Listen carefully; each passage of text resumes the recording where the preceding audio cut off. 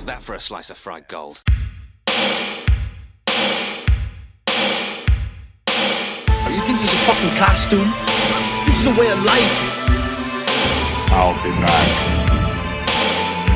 Just a flesh wound. I'm not gonna hurt you. I'm just gonna bash your brains. Take your sticking paws off me, you damn dirty ape! I'm sorry, Ben. I'm afraid I can't do that. It's alive! It's alive! It's alive! I guess everyone's entitled to one good scare, huh? Because I know you feel that way, Justin. But I was like, you know what? What is the standard definition of who and what is a film historian? And I looked it up, and I don't think you would be out of line to say film historian. I consider myself a film history enthusiast, but I feel like I mean, because what I'm building on other people's work, and that's why I always try to credit people when I can. Well, that's that's part of it. That's actually research? Part of it. Yeah, it's well, yeah. I mean, I guess unless you're interviewing the people directly, right, and you're getting all of your info from like digging into the source itself. But I mean, generally, most things on the internet are people building off of other people's stuff. So yeah, I guess so. all that to say, I'm think parsing through other people's work and then rearranging it. Sure. Yeah. I think you absolutely could refer to yourself as a film historian. B, I think it would actually. I mean, like, look, we've restructured the intro of this show to make it better, to add some more legitimacy. I think that would be right in line with that. I just personal opinion. I'm jealous that you didn't think that I get to be a film historian too. No. Well, because I think one of our strengths is the diversity between the three of us. Yeah, you gave yourself writer, comedian, Justin, film historian, and Gary. From look again. It does say from the National Wrestling Alliance, as if you are a professional wrestler. No. But again, it's, in looking at the introduction, I was, other than we are three guys that tell you stuff about movies, like why are our opinions better than just the three average guys? Like what kind of perspective are we bringing to this information? And Gary's, film researchers. Gary's got the music theater background, but I was like, but it would be kind of cool to say, like, we've got film historian, we've got somebody from the National Wrestling Alliance, we've got a writer comedian. Like, we offer these unique perspectives on this history. And I again, just trying to I get it. Make it a smoother thing. Try it on once. Well, assuming that like people, if the people can hear this is the bullshit we have to deal with every day before we record. I just feel like that's patting myself on the back too much. I don't know. Maybe that's just me having a hard time. I get it. I try, because look, writer comedian. It's been easily a year and a half since I've been on stage regularly, and even longer since I wrote something. Bro, I get it. I don't even watch these movies. I suffer really bad from imposter syndrome all the time. Oh, me too. Yeah. Big time. But I get, like, I think part of that is just kind of like, this is the position I've taken. Yeah. And so for what it's worth, I would never balk at you saying I'm film historian Justin Bishop. I would be like, yeah, that absolutely tracks. You guys let Justin Bishop know if he should start calling himself film historian. Tweet us at cinema_shock and say Justin is a film historian. Don't tweet at me directly, please. Because he doesn't get on Twitter. I do. Since Elon threatened. Yeah. That's one of the things over on Computer Resume that has never been addressed is anytime I bring up any sort of touchy subject or anything, I always say, look, if you disagree with me, please feel free to send all your hate mail to @Justin_Fish. And I was like, I keep waiting for Justin to say something about it. That is a dangerous game. I haven't received any yet. So. Todd be problematic sometimes. So I'm trying to rein it in, Phyllis. I'm trying to rein it in. Yeah. Well, I'll tell you another thing. You know Andrew Dice Clay. I mean, come on. Yeah, there you go. CRIMEWAVE exists, and we've seen it. Yeah. Well, you want to start the podcast? That was my start to the podcast. That's not how you start the podcast. There it is. Welcome to Cinema Shock, the podcast exploring the stories behind your favorite cult genre films. You want to know who we are? I'll tell you who we are. We do all the research, so you don't have to. We're the three guys that tell you everything you need to know about your favorite movies and the people who made them. I'm one of your hosts from the National Wrestling Alliance. I am not ever saying that again. I'm one of your hosts, Gary Horne. I am your other host, alleged film historian, Justin Bishop. I'll take it. And I am writer, comedian, Mr. Todd A. Davis. Welcome to our second episode of our look at the always interesting career of Mr. Sam Raimi, titled Sam Raimi, the Entertainer. And that's worth at least $36. Is that how much you paid for the DVD? Yeah, absolutely. Well, after the success of The Evil Dead, Sam Raimi got a little bit of attention from Hollywood. I mean, that movie made a lot of money, which led to his first quote-unquote studio film. But it was not one that very many people remember, if they ever even knew about its existence at all. The film was a collaboration between Raimi and future Academy Award winners, the Coen Brothers, very early on in their careers. And it's a film that Sam Raimi has disowned and one whose existence the Coens actively ignore. It's what one might consider a sophomore slump for both Raimi and the Coens, who were also just coming off their own well-received debut film, Blood Simple. The film was known by several titles during its tumultuous production and leading up to its release, but it was eventually dumped into theaters with the boring and generic title of CRIMEWAVE. Detroit, land of opportunity. Would you like to have some lunch some evening? No, really. I haven't seen you here before. Where people are friendly. I like that in a woman. You're cute. Love is everywhere. And everyone seems to be flying, and dying. CRIMEWAVE. A fiendish plan to turn citizens into shock absorbers. And only one man is bold enough to try and stop it. Can Vic save Nancy? Or anyone? You're under citizen's arrest, fella! You've done some bad things, and I'm gonna deal out some swift justice! CRIMEWAVE, the comedy that gets down to nuts. Mrs. Tran, you better get back in your apartment. There are a couple of maniacs running around the building. And bolts. Some night, huh? It couldn't possibly have been worse. Now, as we do every week, we're about to get into the nitty-gritty of this silly talkie. So, like Walker telling Haley Joel Osment that he has AIDS, spoilers ahead. And how you doing, little partner? Fine. And it's little visitor now. Atawoyoli's how you say it in Cherokee. Oh, well, pardon my French, but I'll be damned. Walker told me I have AIDS. What you saying that he should not have told Haley Joe that? Well, just let it be let it be a surprise. Yeah. What right does Walker Texas Ranger have to tell Haley Joel Osment? Somebody's got to tell him. Yeah, it's gonna come up.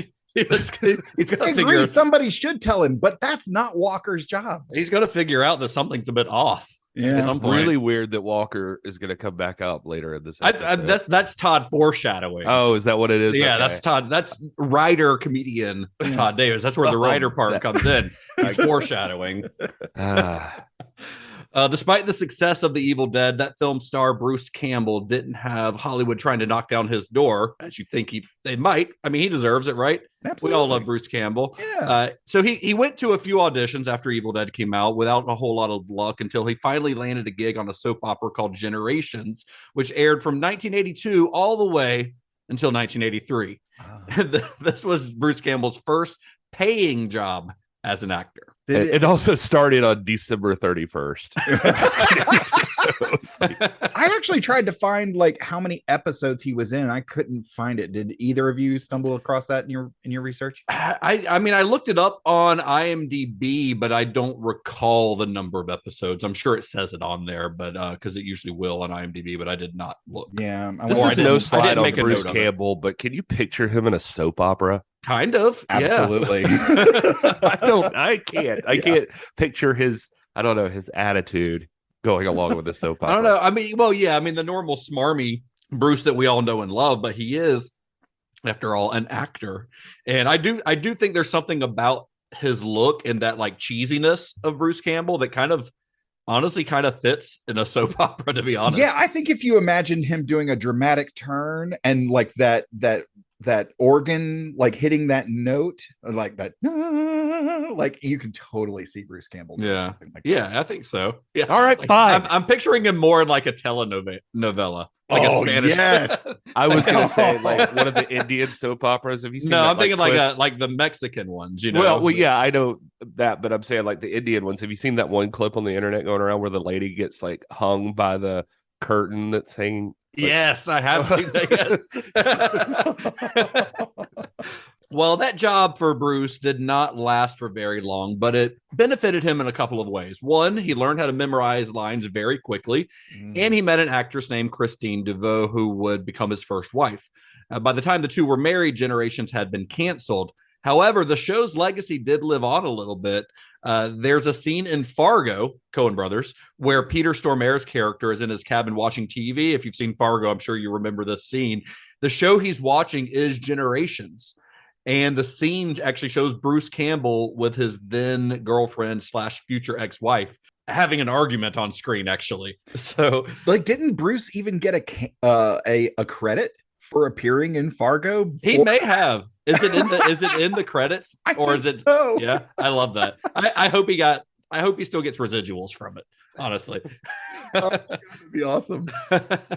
Well, after that series ended, he still struggled to find work, eventually landing his first official job as a member of the Screen Actors Guild in a local Chrysler commercial. This is Detroit, after all.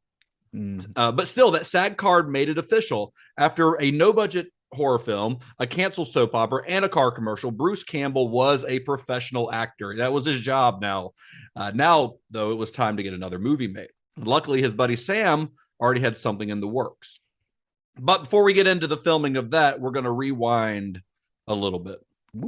So if you listen to our episode of The Evil Dead, which I assume if you're listening to CRIMEWAVE, then you definitely listen to The Evil Dead, because if you're listening to this movie, then you're a dedicated Sam Raimi fan or a dedicated Cinema Shock fan. So surely you've listened to The Evil Dead episode. Maybe you're listening to this instead of watching CRIMEWAVE.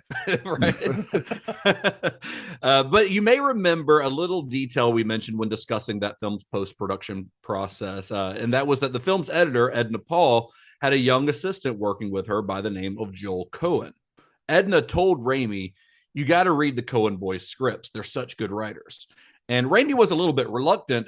Coen's brother, Ethan, was a statistical accountant at Macy's department store at the time. So no, he wasn't exactly anywhere near being like a working screenwriter. But Raimi liked Joel because they'd become friends during that editing process. So he read the script and he was impressed with the quality of the writing. Well, as I mentioned, Coen and Raimi had struck up a friendship during that editing process. And when it came time for Joel and Ethan to try to find financing for their directorial debut, Blood Simple, Raimi suggested that they shoot a short proof of concept first to impress potential investors, just like Raimi had done with Within the Woods. Yeah, if it ain't broke, don't fix it. Yeah, I mean, it worked for them, so why not? And so that's what the Coen brothers did. But Raimi did more than just give the Coens a good piece of advice. He and Bruce Campbell actually helped shoot that short film. And then when the film was completed, and the final film, Blood Simple, and the Coens were looking for distribution, they, along with Frances McDormand, who's the star of Blood Simple, they crashed at Raimi's Los Angeles apartment, along with McDormand's roommate, a young actress named Holly Hunter. Then in the early 1980s, Raimi and the Coens collaborated on a couple of scripts together. They liked working together, so they decided we're going to write something together. One of those was The Hudsucker Proxy, which would end up being directed by the Coens years later and released in 1994. The other was on a script that Raimi had been working on by himself for a while called Relentless. He had a good concept, but in his own words, quote, "the script was no good." So he asked the Coens to kind of help him work on it. And Relentless, later named the XYZ Murders from a suggestion by Irving Shapiro. We talked about him last week. That was a big change of pace for both the Coens and for Raimi himself, as was the Hudsucker Proxy, which if you've seen that, you'll understand. But the Coens' first film, Blood Simple, it was a modern film noir. It's a dark and grisly tale of murder and infidelity. So they were coming off of that film. Raimi's coming off the gory Evil Dead, and then they start working together on this sort of zany slapstick comedy, a film that Raimi described as a send-up of film noir with a touch of comic book bedlam.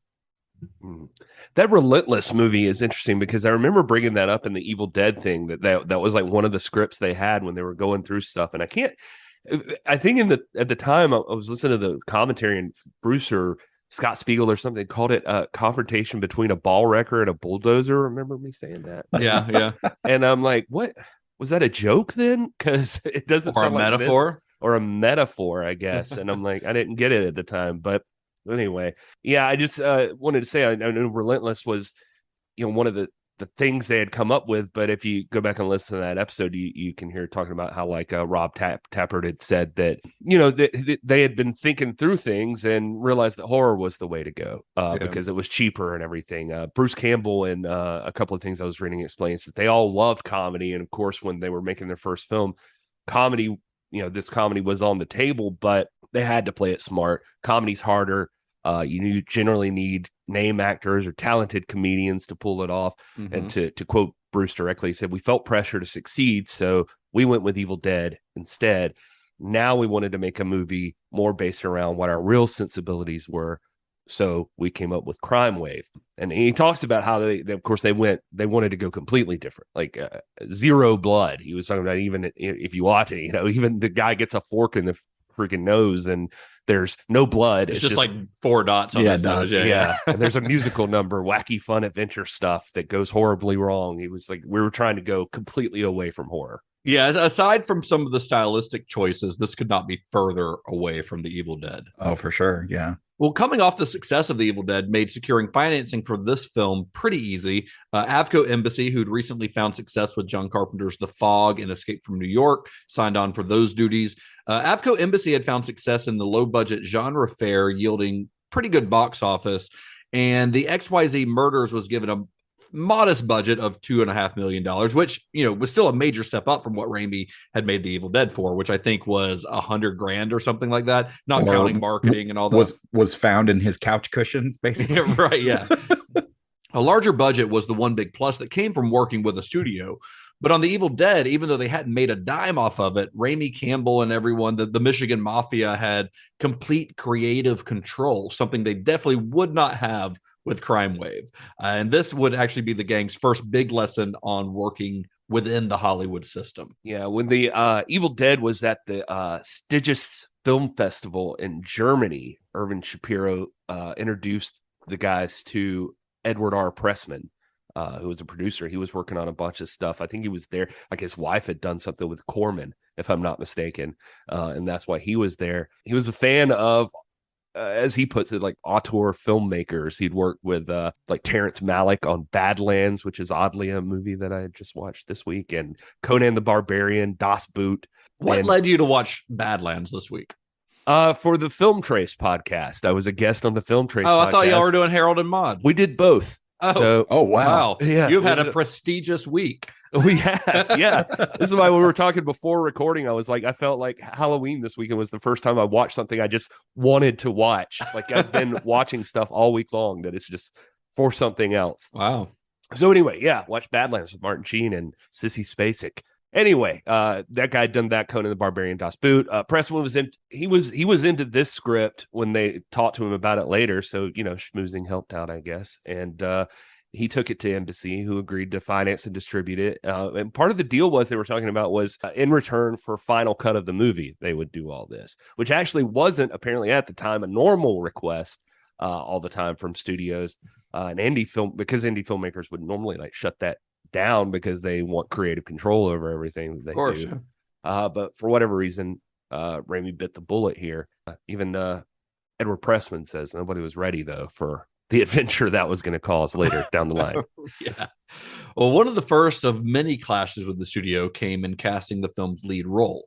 It was always kind of assumed that Campbell would play the film's hero, but Avco Embassy didn't see it that way. And they made Campbell film a screen test, after which they came to a verdict. That verdict was Campbell was definitely not going to be the star of this film. He was kind of taken aback by having to do that because he didn't have to audition for The Evil Dead. So to make up for it, Raimi beefed up the role of Ronaldo, the heel, giving Campbell more screen time. Campbell would also end up with a co-producer credit on the film alongside Rob Tapert, Irvin Shapiro, and the previously mentioned Edward R. Pressman. Yeah, one thing for longtime Cinema Shock listeners about Pressman, he actually produced Phantom of the Paradise. So, well, that wasn't even a Cinema Shock show. That's an old school. I know. Yeah, that's why I say long time listeners. Yeah, you can't find that episode anymore. Nope.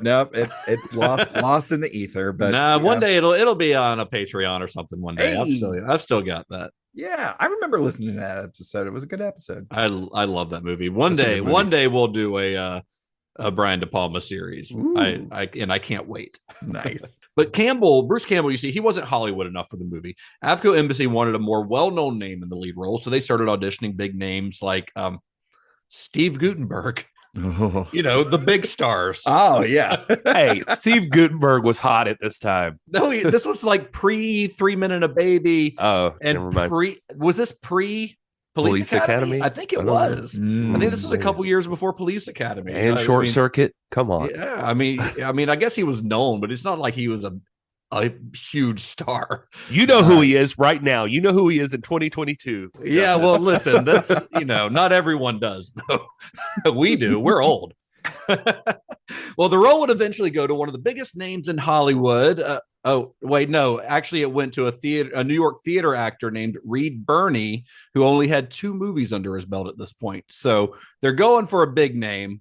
They get a guy who, up until this movie, I had never heard of. Yeah, well, there's a funny story, but actually, before I say that, that the thing with Bruce is like everywhere you look at stuff about this movie, you can tell this one.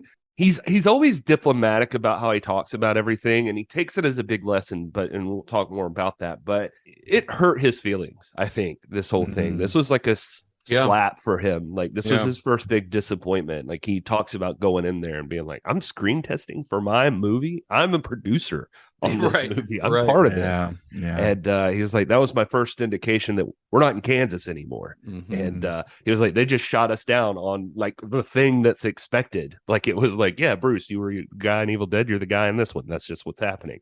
Yeah. And the studio said nope.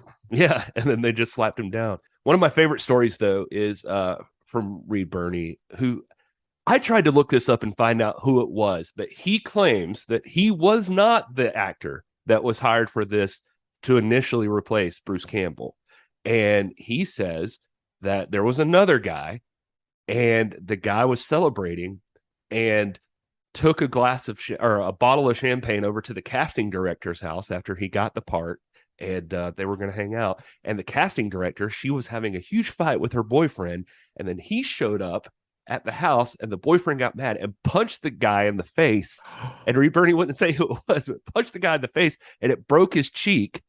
And so Reed Birney was like, just got the call and said, "We need you to go to Michigan in like a tomorrow to read for this role." And so he had to like immediately show up. He read, and Sam's like, "Fine, you're it." And then he went back to LA, got his stuff, and flew back to Detroit. But like it was all like last minute for him. He said they started like 3 days after he got the part. Wow, there was another guy here. Who do you think it was? I don't know. I was trying to figure it out. I really tried looking. Tom Cruise. It was probably Tom Cruise. But the casting director's boyfriend apparently punched some dude in the face and broke his cheek. Well, there's got to be a way to like look up, if it was maybe if that particular casting director had like a go-to stable of these regular that's still actors. tough. I don't know. We might just have to ask Sam Raimi one day if we ever get to talk to him. If you ever get to meet Sam Raimi, of all the questions you could ask him, if you're ever at a Q&A with him, let's make sure that's one of the questions and let us know. Yeah, and if anybody is doubting me here, that is on the Shout Factory DVD of this movie. In one of the extra features is a 16-minute interview with Reed Birney. Yeah, he tells that story. What's funny about that Shout Factory Blu-ray is that it's got interviews with Bruce Campbell, Edward Pressman, and Reed Birney. And they all like normally the behind the scenes stuff on Blu-rays, people are very like they try to be pretty like you said, diplomatic. And on these, they're all like, yeah, this movie was kind of fucked. Like they did not go the way it was supposed to. Oh, that's they're all very honest about like how like this was not exactly the movie we were setting out to make. Yeah, Bertie was like, I mean, he was nervous, and he talked about he was aware that like Bruce Campbell was originally supposed to be the guy. And but he said that Campbell was like super nice to him the whole time, very cool with him, couldn't have been more professional. But you know, and he talks about being a little confident, like he was not like a slapstick guy. He was, you know, he was like into plays and all that stuff, and you know, he was considered, I guess, himself more of a serious actor. He talks about being in like the scene where he sees the chick for the first time and his tie flies up. He was just like, being in there, he was like, they put the fake tie on me and it's like popping up, and he was like, okay, I see what kind of movie we're doing now. But he said he felt confident to it up until the editing process, and then anyway. As the villainous Crush and Kaddish, Raimi cast the late Paul Smith, most well known for his role as Rabin in David Lynch's Dune, and of course as Bluto in Robert Altman's Popeye. And then there was Brian James, best known as the replicant Leon in Blade Runner. Yeah. It's funny, as I watched this, like I couldn't quite place Paul Smith as Bluto, but as I was watching it, I was like, man, this guy's like giving me big, like Robert Altman Popeye vibes. And then I was like, the same exact thing, dude. It really like felt like that. And then because he doesn't have the beard and stuff, he looks different, you know, very different than he does in Popeye. But obviously, if you know it's the same person, you can tell. But it just didn't like strike me. But I was just getting the same kind of vibes that you get from all the characters, the way that they're played in Popeye. And even the way they talk and their mouths kind of barely move, or it's like very cartoonish, you know? Oh, sure. And it wasn't until I looked him up and I was like, oh, well, I guess that makes sense now. He is Bluto. I remember when those guys show up, like I was watching the movie and I was like, this is some slapstick Looney Tune shit going on here for time. real. Very much. But when you saw those two guys, Popeye was like the first thing that came to mind. Like for some reason, when I was watching the villains and the way they just have that, like, oh, I'll tell you what. I'm surprised more people in the film didn't go, yeah, see? Well, So cast in the lead female role of Nancy was Cherie Wilson. This was Wilson's first feature film role, but not long after this, she was cast in one of her most well-known roles as April Ewing on Dallas. I watched Dallas. I mean, I knew of Dallas. I didn't really watch Dallas. I was aware enough, like when JR got shot, that it was a thing, but I was pretty young. And you did that thing on your fingers with Who Shot JR. Do you remember that? Did you guys ever do that? No. Who shot JR? Who shot JR? But you'd have to like lower a finger every time you laid it on, and then would end up being the bird. I don't know. It was real stupid. That's some playground shit. Yeah, we didn't do that. We didn't do that. I remember that from elementary school for some reason. It just came back to me. Well, if you, like me, are a little too young to remember a whole lot of Dallas, then you may also know her as Assistant District Attorney Alex Cahill on Walker, Texas Ranger. 196 episodes in the eyes of a ranger. Well, that's like most episodes, I think, right? She was a series regular. That's the bulk of them. She was one of the lead. She was one of the four leads. It was her. It was Trevette. It was Walker, and it was the old guy. The old guy. I don't remember his name. The old guy that's not Wilford Brimley. Yeah, it's not. Not Wilford Brimley. Poor man's Wilford Brimley. Yeah, there you go. Campbell says in the screen test, I mean, obviously he was like, you know, she's drop dead gorgeous.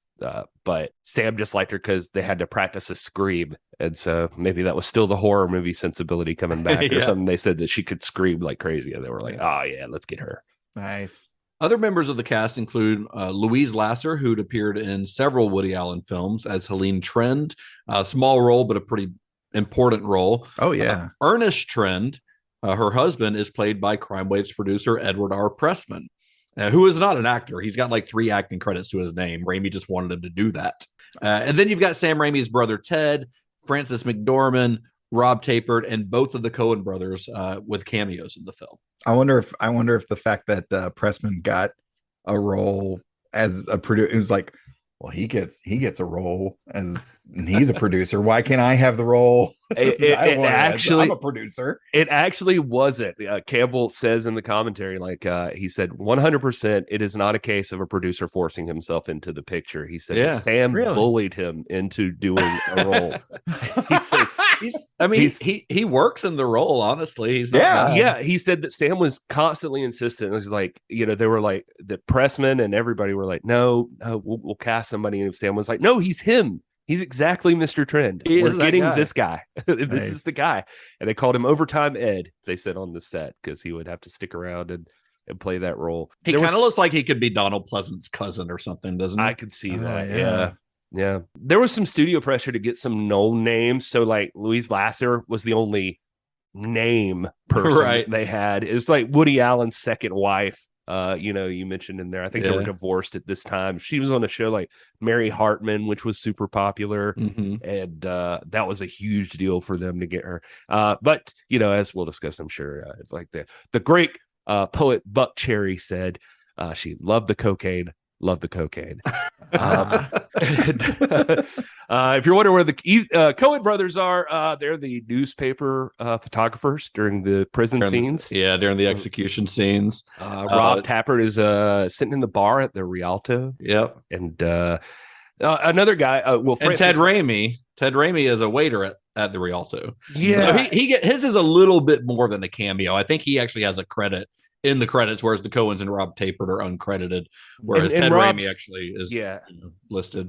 I was going to say there's a bunch of people in there. There was even one of their guys that was like an investor in Evil Dead, who's like the bartender there. And Phil Gillis, remember Phil Gillis we talked about? He plays the priest. Nice. The execution scene. He was the like lawyer, I think, right? That we talked about. Yeah. And Frances McDormand's pretty easy to spot here. She's one of the nuns at the end, but she doesn't have any lines, but she's incredibly recognizable in those scenes. There's also two guys that are the Hughes brothers, but we'll talk more about them in just a minute. But Emil Sitka was a regular on the Three Stooges. So if you watch the movie, obviously there's a lot of things, but there's like bowling balls rolling off a shelf and falling onto a guy's head and stuff. But Emil Sitka was always a crazy professor in the Three Stooges shorts. And this was the first time that they could actually get people in. So they reached out to him to see if he'd be interested. And they said they like hit him up. They were like, would you come do this role? And the role he plays, he's the old man who's blowing his nose all the time, who's in the elevator and stuff. He had to be in like his 70s or something at this point, right? Yeah, they thought he might be dead, they said, but he was like apparently super young in the Three Stooges. He just looked old. And so now he was actually old. And they said they talked to him a few times and he was like, yeah, sure. Yeah, that sounds great. I'll come do it. It turns out he actually thought they were just full of shit the whole time until he got his plane ticket sent to him. And they were like, oh, I guess I'm actually going. So they showed up. Bruce Campbell says he was amazing. Just comedic. Like he wasn't even really doing anything anymore, but said his comedic timing was like perfect. It was like, he could do a triple take. Try to do a triple take. Wow. This guy was awesome.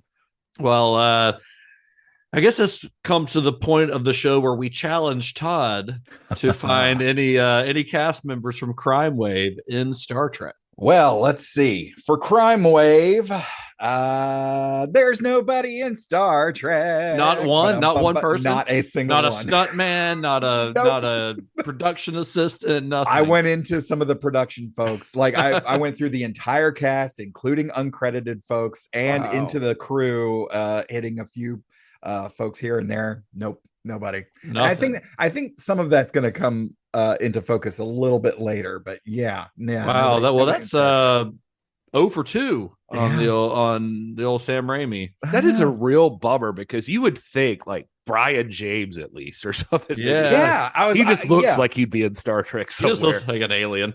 Yeah. I was like, I'm going to get at least one with this. Nope. Not a one. He was also, by the way, Brian James. I remember seeing he was in like what was the Verhoeven movie? Blood, and I just forgot the name of the movie. Oh, the medieval one. Yeah, the medieval one. Yeah, well, he's also isn't he in Starship Troopers? Is he in Does he have an appearance in Starship Troopers? I might be crazy.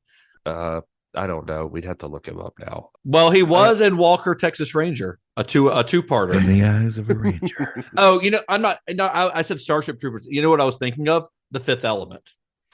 He plays the general in the Fifth Element. That's what I was thinking of. Yep. That's right. Yeah. Oh, yeah. General Monroe. Yeah. Who like peeks into the thing and he's like, "Whoa." It's like, "Oh, they're scrumping." Yep. Well, filming on what was still at this point known as the XYZ murders took place primarily in Detroit and commenced on Halloween and lasted until January 18th of the following year and was by most accounts a pretty difficult shoot. For one, the film shot almost entirely at night because the film takes place over the course of a single evening, not counting, the wraparound scenes, but it really, this is one of those one-nighter films. Bruce Campbell in his autobiography described the Crime Wave shoot as 3 months of swimming against the currents. The film quickly went over budget and behind schedule, which led to a lot of studio interference. AFCO Embassy began demanding cuts in the script, budget restrictions, layoffs. They insisted on reviewing every batch of dailies, and in doing so, they were unhappy that Raimi had once again used fake shimps because they spotted Scott Spiegel and Bruce Campbell as extras in several scenes. They're like, why does this guy keep turning up? Yeah, I saw that. Where was Bruce Campbell as an extra in this? I'd have to go back and look it up. He describes the scenes in his book, though.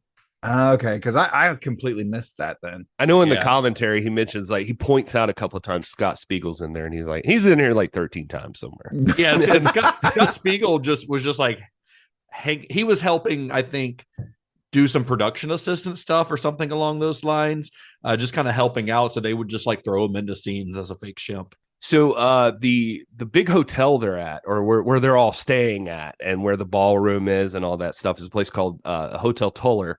That was a big fancy hotel in Detroit for a long, long time, but had at this point become run down and was condemned. So they got the use of it by talking to these two guys they were the Hughes brothers.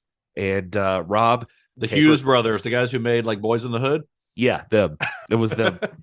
Rob Tepper and Bruce Campbell had to go talk to these guys. And Bruce Campbell tells a story about it. It was the first time they'd ever dealt with good cop, bad cop in the movie business. They went in and said that both brothers sat down and they're in this room at a table, and they would talk to them and they'd be like, we want to use the hotel to shoot this movie. We're going to give you $10,000 for it. And said that one of the brothers smashes his head down. I was like, no, are you fucking kidding me? That is ridiculous. I am not doing that. This is a joke. And he gets up and runs out. And he says to the other brother sits there, is listen, my brother is a little hot-headed, but it was kind of insulting to him, offering him 10. And so if you I can't even go out there and talk to him unless you up it a little bit. You gotta, and I'll be happy to talk to him. Let's see what we can do. So they're okay, 15 then. So he goes out and then comes back in, and then they offer him something else. Same thing, runs out. He said, we did that 5 times. He said, I think those bastards ended up getting $30,000 out of us to use this hotel. He was that was the first time we'd ever dealt with getting hustled like that. He was these two shysters, they got $30,000 and they got a role sitting in the ballroom during all that stuff. Oh, they've got a cameo. Yeah. So he's they're in the ballroom hanging out. He's they had all these plans that they were going to do with this building. It's a parking lot now. So just if anybody's wondering. Jeez. It was supposed to get to turn into some veterans homes or something like that. But that's the way the world works. But anyway, the Sam Raimi, you mentioned before he had budgeted this thing at $2.5 million. And so that's what they got from the studio. But the one thing they talk about is he didn't take into account things like union fees, regulations. Well, he had never had to deal with that kind of stuff before. Yeah. He never dealt with this stuff. The crew they were talking to. And Detroit is a union town. Yeah. So everything costs a lot more to deal with. And so this is where the studio starts getting pissed off.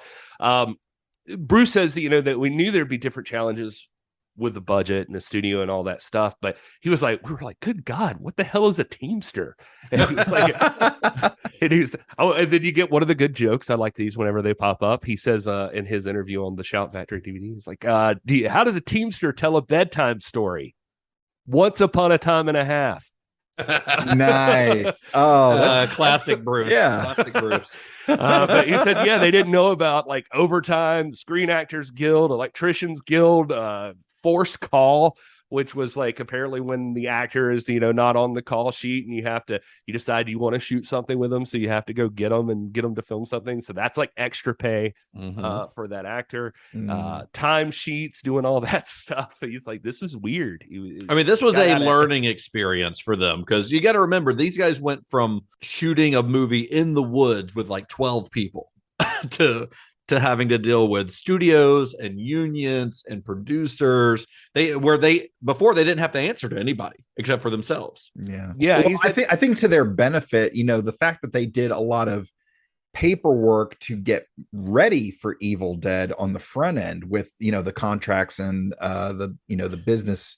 Well, yeah, once it got to I think having done that, when they were presented with all these things here, they were able to sort of weather the storm and survive. Because I think someone who has no to an extent to an extent. Well, they said they were in over their heads, but Bruce says you got to start somewhere. So they're also really young. Raimi himself is like 25 at this point. Yeah, like they're very, very young. The big learning experience you'll hear them all talk about is that they wanted their guys. And a lot of times they can't use their guys. You got to have the studios guys and the union guys and that sort of thing. So he talks about, like, I think Bruce said it, like Evil Dead, he's like, we're used to like taking 12 hours to get one good shot. We didn't think that was weird. And he was like, you can't do that here. A big example I've seen him give a couple of times is that in the opening when Mr. Trend is calling the exterminators or whatever. Apparently that scene starts in like space. And it goes down into the city and through a skylight down and through the building and all the way down and all the way down. It hits like through a light in the room and goes down to the phone and shows them like dialing and it pans up. And it's all one. It pans down through the skylight and all the way down to the desk where he's tapping a cigarette on the matchbook. And that's it. Yeah. Yeah. But then, and then in the final, and they shot it that way, but in the final movie, we'll get to the editing process in a minute. It gets cut up into a bunch of different shots instead of this one beautiful, like, single shot. Yeah, he said they set that up, for forever to get that perfect. And then he was like, and then they're just going to, like, rip it apart. Just chop it up. Yeah, just chop it up. Well, the studio was not the only problem on the film. Once again, in his autobiography, If Chins Could Kill, Campbell says that Lasser insisted on applying her own makeup for the film and would show up on set in what Campbell described as clown makeup. So she's just got like just white powder all over her face. Again, as Gary mentioned, she loves the cocaine. Yeah, he said he was like, all us actors have like problems. He was like, she had anxiety or something going on. And it was probably from the cocaine. But he was just like, he's like, I remember one day, like, she was obsessed with how she looked and she was worried about how she looked. And he says, so one day she's not coming out of her trailer and she's fired her makeup person. And they're like, what? Bruce, go talk to Louise, because she's not coming out of her trailer. Because remember, Bruce Campbell's a producer on this. So he found, as the producer who's also an actor, he found himself as sort of the liaison to the other actors. Yeah. When there was an issue. He says he walks up to the trailer, like knocks on the door, tap, tap, tap, opens the door. And it's just like caked on white face with like bright red lipstick over. They should have just let her go on screen that way, honestly. He said clown makeup. He was like, I am not exaggerating. Like he was like, I literally did the three like a slapstick thing. I was just like,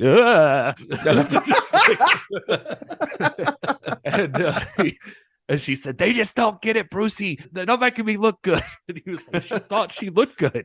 And he's like, so we had to I had to get her to come on out. She did not. Yeah. He's like, we took her in and he's like, we'd have like people walk up and like casually fix her up like as we were prepping the shots and not let her look in the mirror. Yeah, and just like not let her see it. Yeah, they're like, we're just going to touch this up, and they were actually just fixing it. Yeah, jeez. Not letting her know. Well, another one of the stories he tells is about another cast member, Brian James, who trashed his hotel room, and his excuse was that the ghost of his girlfriend's ex was in the light fixtures.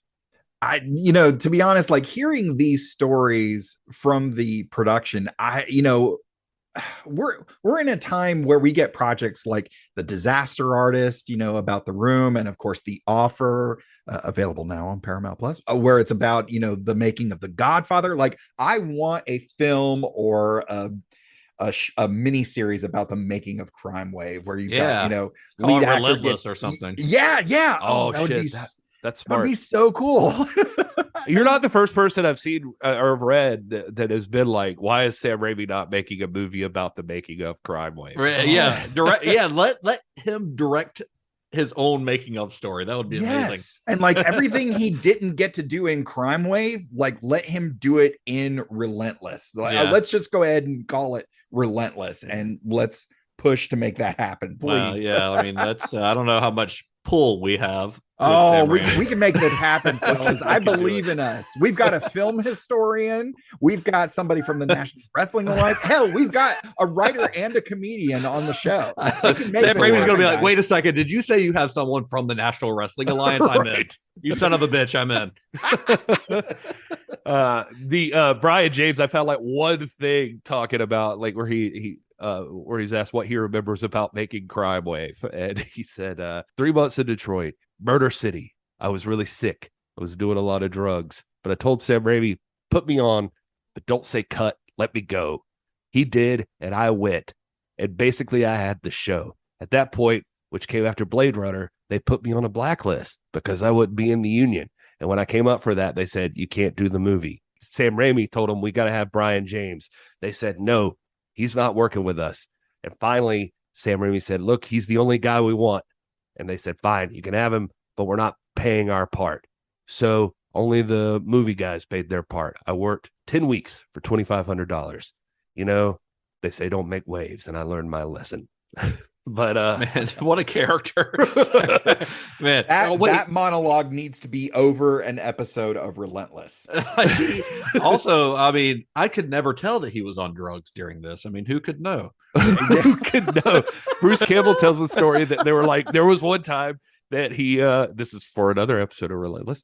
He said that they were just like, they couldn't find Brian James, and his assistant or something said, well, we went out to like this certain street on Detroit that they were like, wait, that's all like rundown cars and stuff. Like, it's like nothing's there. And they were like, yeah, it's like the movie Barbarian, like the neighborhood in Barbarian. Yeah, exactly. That's how he describes it. He was like, and apparently he was there with his sister. Somebody disappeared into a brownstone and he didn't come out. He was like, he didn't come out. It had been like 13 hours or something. They were like, where is he?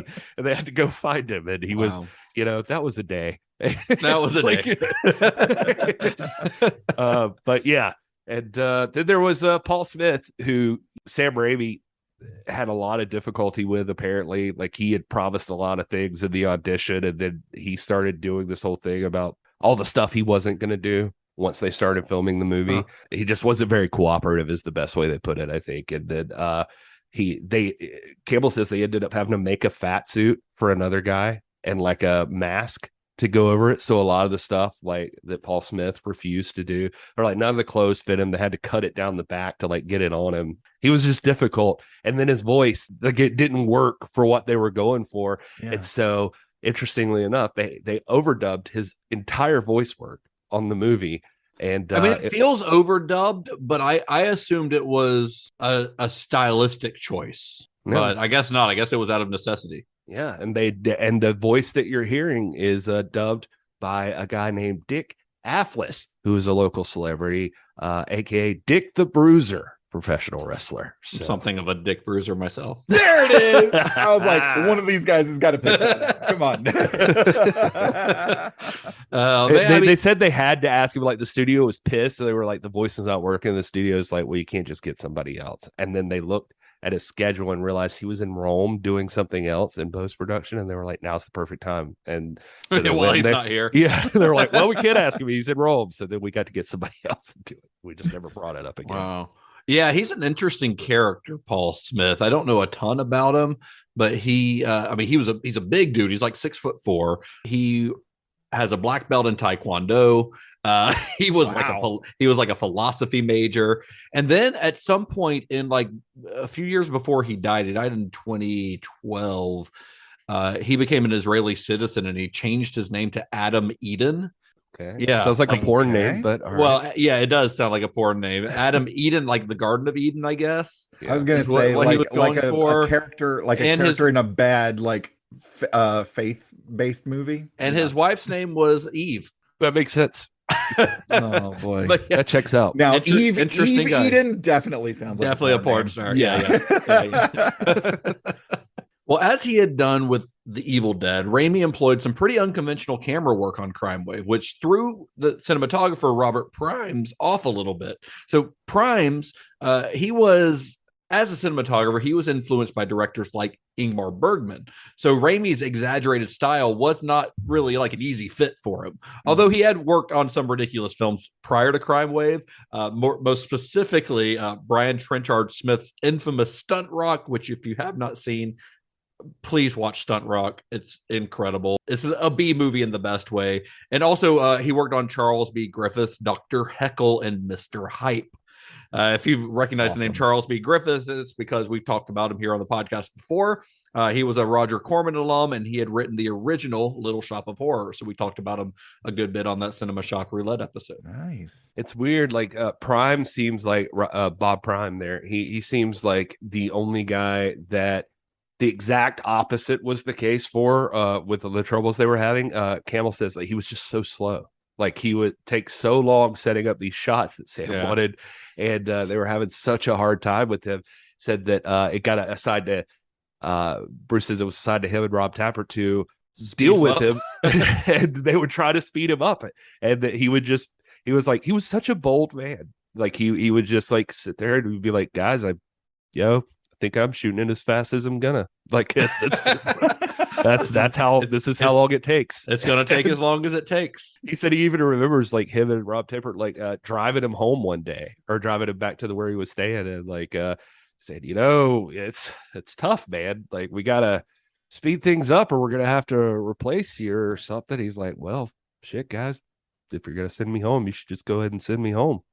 And they were like, and we couldn't fire him. We were just like, well, fuck. Like he's just like he's a tough son of a bitch. I mean, hey, I admire that. Honestly. Yeah, that's pretty awesome. That's a great scene in an episode of Relentless where they're like trying to muscle this dude who just doesn't give a fuck. I love it. Well, regardless of what you might think of the final product, and we will get around to that, Raimi's ambitious style is still very clear in this film. No other scene in the film showcases that more, in my opinion, than the chase featuring the Parade of Protection, aka the safest hallway in the world. A scene and one of many in the film that wouldn't feel out of place, I don't think, in a Coen Brothers film either. That scene involved a series of walls and doors that were set to fall like dominoes, which is a pretty dangerous stunt if it were to go wrong, since a person could easily get crushed. And it took a lot of coordination on the part of the camera crew as well to get that scene right. Yeah, that whole sequence really took me to stuff like Buster Keaton and some of the Abbott and Costello stuff, Three Stooges, obviously. Mm-hmm. But it also made me start thinking about stuff like Jackie Chan's films. I was Jackie Chan is so hugely influenced by Buster Keaton. Yeah. And that stunt, I mean, it's very, because I was looking at it, I was like, oh, they don't really have the money to do this digitally. Like that's happening on screen. Yep. Like that's real. And I was just like, man, this is so cool.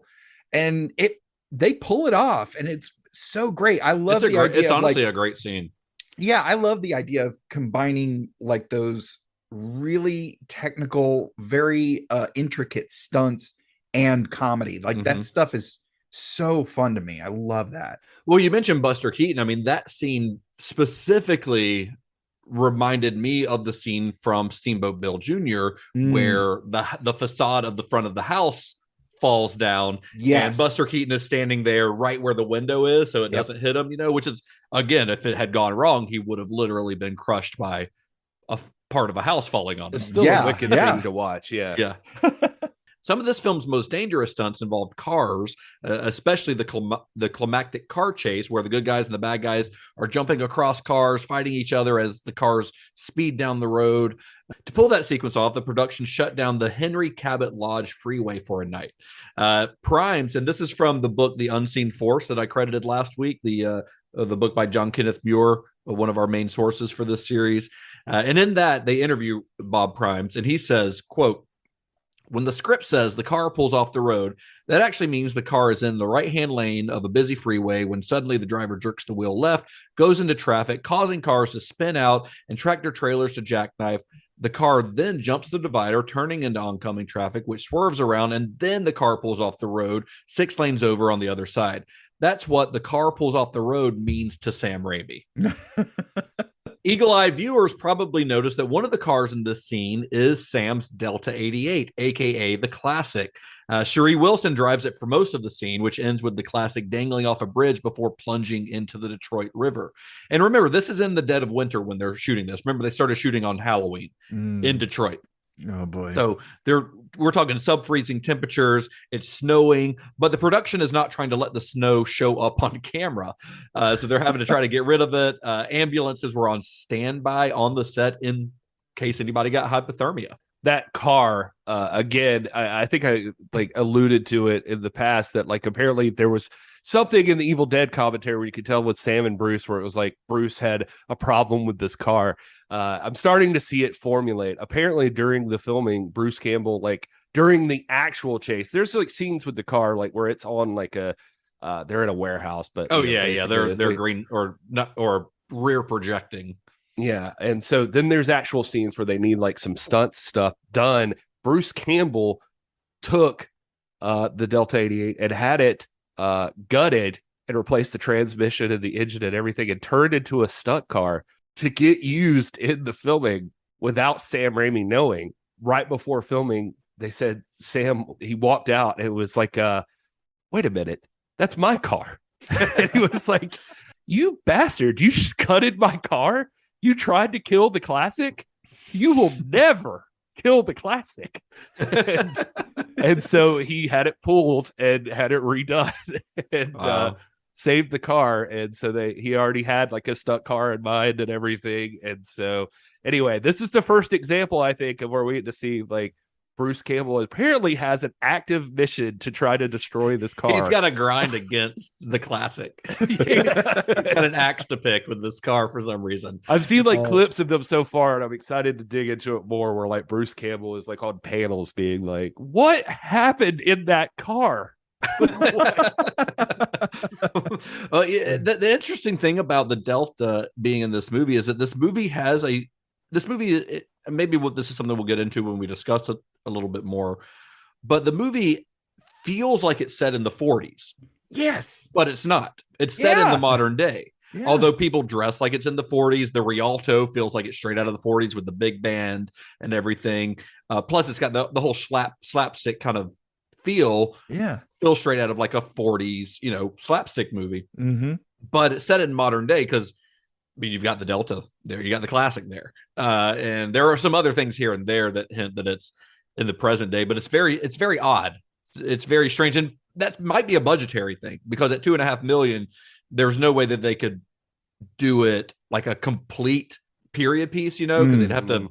Every car would have to be replaced with period cars. Every building would have to have a facade, things like that. So maybe that was part of it. I'm not sure. Going back to the stunts real quick. I mean, there were a few of them that were crazy to me. Is it Mr. Trent that gets whoever gets shocked the first time and his glasses blow up? Yeah, I think that's Mr. Trent. Yeah. That was done by putting these little BB guns on the arms of the glasses.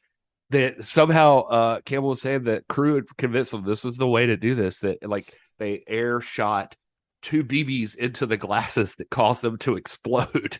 He's looking back on it, it was I guess the BBs could bounce back and go in your eyeballs, right? Yeah, probably. They're yeah. So I don't think you can do that anymore. It seems dangerous. But and at one point they were doing the shooting on the bridge overlooking the Detroit River. It was frozen at the time. Yeah. And so in the script though, it's clear running water. So they're braving all these conditions and ice and everything, but they ended up having to blow up the ice with like dynamite. So they're like setting up charges. I think it started with Bruce Campbell and like Rob Tapert just throwing rocks at it, trying to break the ice until they realized that wasn't going to do the trick. Yeah, just insane. And also, during the shoot, some of the crew members did get sick because of the cold. Several folks came down with the flu. I know Bob Primes mentions that he got the flu during this, and several other cast and crew members did too. They said another time they were spent a week like filming in Detroit on one of the streets, and it was directly under a nursing home, and they had the huge wind machines blowing a lot of the time. And it said one evening, like a glass bottle came flying down to the street, and it had a note in it when it crashed. And they opened it, and the note said, "The noise is keeping me awake all night long, and I am getting sick. I am dying because of you." And I think even the wind machines that they were using were not like your traditional wind machines, because like Raimi wanted a lot of wind in this, and you can see it in some of the early scenes in this. Like, it looks like old Reed Bernie is about to blow away in a couple of those scenes. I think Campbell said, and forgive me, I didn't write this down in my notes, but in his autobiography, I think he says that they're using like the those airboats that you use in like a swamp. With the big fan on the back. I think they were using those fans. Oh my God. Which those things are very. Have you guys ever been on one of those boats? Yeah. Yeah, you grew up in a swamp like me. I didn't grow up in the swamp, but I grew up close. Todd grew up in the city. I mean, I grew up in the city too, but there were swamps nearby. Gary grew up in the swamp. Yeah, literally, like a little Okefenokee. The Okefenokee swamp. There was a storm going on according to storyline, but I did see where the newspaper flies up. You remember there's it's showing the cityscape in the newspaper. Look, there's a sign, by the way. I did not know this, but there's just a little Easter egg. Lulu's Lingerie is one of the signs, and that is apparently I saw that. Yeah, apparently that is Sam Raimi's mom's lingerie shop. Oh wow. And then the newspaper flies up, and if you get time to look through all the newspaper, there's actually a thing on the newspaper that one of the headlines under the storm stuff says military seals off Tennessee murder site. Then time space disturbance discovered or something like that. That's cool. I love that. That's great. CRIMEWAVE takes place in the same universe as Evil Dead. Apparently. Sam Raimi cinematic universe. There you go. Let's just assume that all of these movies take place in the same universe. Let's do that from here on. This episode on. Quick of the Dead is like a prequel. Yeah, it's a prequel. Well, dangerous stunts and cold Michigan nights were the least of Sam Raimi's worries. Back in Hollywood, over 2,000 miles away from where the film was being shot, executives at the studio were not happy with what they were seeing. And someone at Avco Embassy suggested that the film be told in flashbacks. Suggested might not be the correct word to use there. They basically ordered Sam Raimi to add some wraparound scenes. So once the shoot in Detroit was over, Raimi and his crew went to Hollywood to shoot some additional scenes, mainly one set in the prison, which is named Hudsucker Penitentiary, by the way.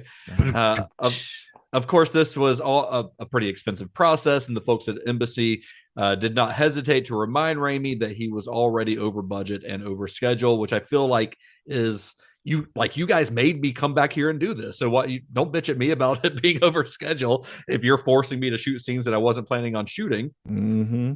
But once those reshoots had completed, Avco Embassy continued to meddle with the film, getting even more involved in the post-production process.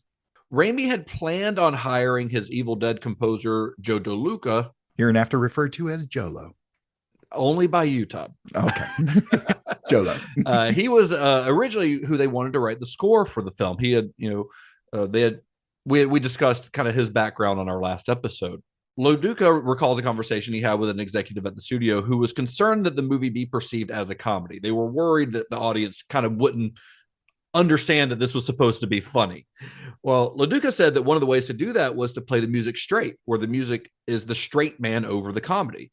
He used Airplane as an example, a fairly recent example where this had been done well, but the executive, who remains unnamed in all the stories, seemed to get a little bit nervous at the idea, and Loduca didn't get the job as a result. And this is kind of surprising. Although I guess it shouldn't be.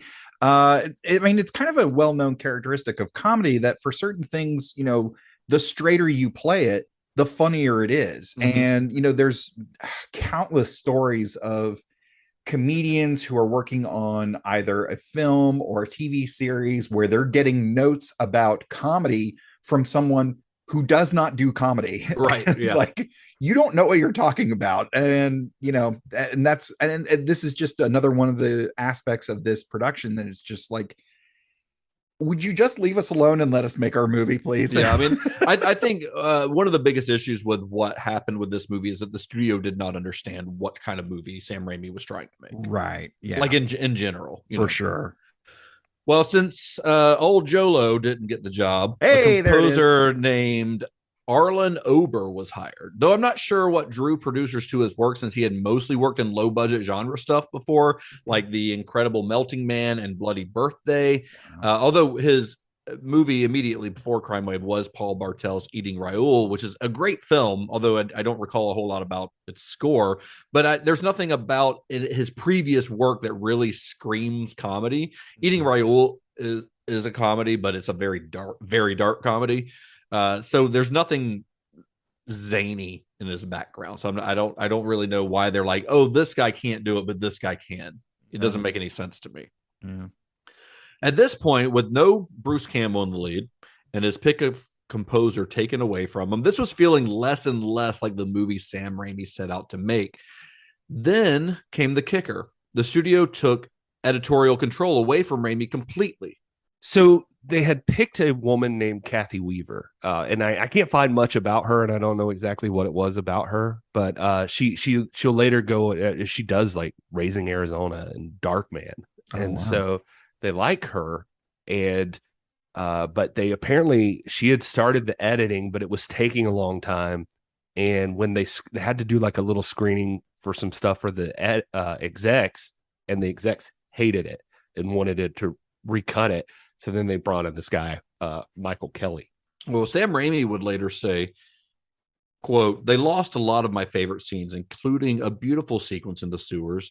The end product was incomprehensible to me. The beginning and end were so different, even I can't understand what's going on in that movie." Wow. Well, near the end of post-production, Campbell got into an argument with the studio and other producers that weren't part of Raimi's Michigan Mafia.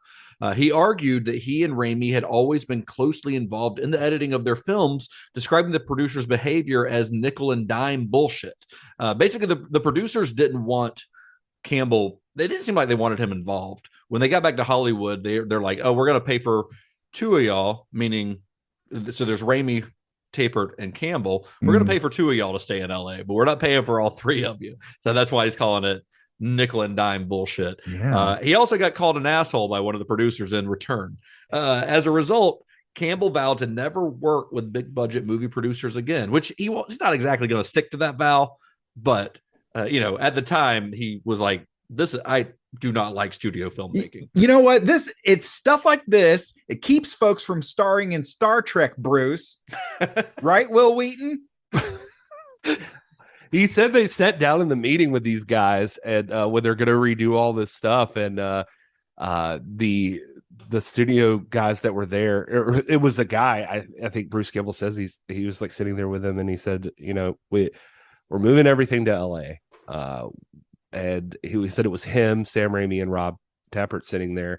And he said, we'll pay for two of you to come back. And he said, Bruce just like, I don't know. I think even from the other stuff and everything, I don't know if everything just like built up inside him, but he was just like so angry at this point. He said he looked at the guy and was like, you're going to pay for two of us. How many people do you see sitting in front of you right now, asshole? And he said, and he looks back now and he says, this guy's getting heat from his bosses he said, I'm sure that they're asking him, how did this get away from you? Like, what's happening? Yeah. And he said, so it's just, it's essentially that whole shit rolls downhill thing, and but he said eventually they just all three were like, you know what, you pay for whatever, all three of us are coming. And so it's their movie. Yeah. And he said they learned though that like if they would have been happy for them not to show up at all, but he said he's like, we learned real quick, if you don't give up, they can't get rid of you. He's like, they'll have to physically change the locks for us to be out of any of this. So he's like, so we showed up. We didn't leave. We stayed through post-production. We were there for the whole thing. But he's like, I was definitely sitting there at the end, just like, I'm going back to Michigan and I'm going to raise $12 and start making low budget shit again. This is horseshit. And but now, like, when he looks back, you see the stuff with him now. He's like, it definitely, he says it turned us into adults. We all went in as kids. We came out as men. Like, we're, but he says to this day, they have a CRIMEWAVE meter, like, that they talk about. So, like, when something's going wrong, like in a production or something, like things are getting out of hand, they're like, oh man, I don't know, my CRIMEWAVE meter's going off here. He said they still talk about that. And then the final straw, they released the movie, and well, you'll talk about that in a second, but they don't really give them much of a chance. No, they do not. The film had its first test screening in San Diego under the much cooler title of Broken Hearts and Noses. Holy shit, that's a cool title. That's the title that they should have used. Yes. Honestly. Oh my god. That's an incredible title. It's much better than Relentless. The XYZ Murders is pretty cool, but Broken Hearts and Noses is a great title because it also sounds like an old, like, paperback, like pulp. Yes. Book. In France, it was released under the title Death on the Grill, which I really liked for some reason. And in Italy, it was known as The Two Craziest Killers in the World, which I'm sure there's something lost in translation there, maybe. But so Broken Hearts and Noses makes me think of one of those movies that Kevin McAllister is watching while his parents like are Angels gone. with Dirty Faces. Yes. I can see that. Reviews for the film were decidedly mixed. That's being generous. Yeah. Variety's review said the film gave the impression of having been storyboarded rather than directed, and said that the film looked cheap, although they also said that laughs are abundant enough to make this a passably funny entertainment. Vincent Canby, writing for the New York Times, gave a generally negative review as well, although he did sprinkle in a little bit of praise in his review. He said, quote, "It's full of film knowledge and is amazingly elaborate for a low-budget movie. The only problem is that it's not funny. One smiles at the inspiration of the jokes, though not at their execution. The chase that ends the movie is something of a technical feat, but it remains as dimly humorless as a smart film student's essay on how to shoot a chase." Yeah, we've talked a lot about comedy in this particular episode. That sort of thing is a really big deal when you're talking about comedy. I've worked with enough newer comedians, and I've been able to, gain some knowledge and wisdom from folks who have been doing it much longer than me. And you can craft a solid joke all day long, but if the delivery is off, no matter how good the joke is, it's gonna bomb. And with something like this, where a film is such a collaborative effort, there's so many people involved, that if you're all not on the same page, which was clearly what happened with this, the studio obviously didn't understand. You had some folks in the cast who were way out in left field, and you get CRIMEWAVE. So this makes total sense. Well, yeah, I think that, like, even on the page, a joke could work that's not going to work. Absolutely. Once you film it, it's a different medium. Yeah. So some things that could sound like they're going to be funny, if they're not pulled off right, it's not going to work. Yeah. It's strange. Like that same Canby interview you're talking about. He says one of the things I liked in there was that what did he say? It's a comedy made by and for movie buffs, people whose view of the world has been shaped almost exclusively by movies rather than firsthand experience. He's not wrong. I like that. And also, you mentioned that other quote about the film student's essay. There was a review from Rick Groen of the Toronto Globe and Mail, and said, watching CRIMEWAVE is a bit like reading a derivative essay from a bright but lazy student. The quotes come thick and fast, yet nothing original in between. And I come thick and fast. Oh, gross. That is gross. I got one. I got one.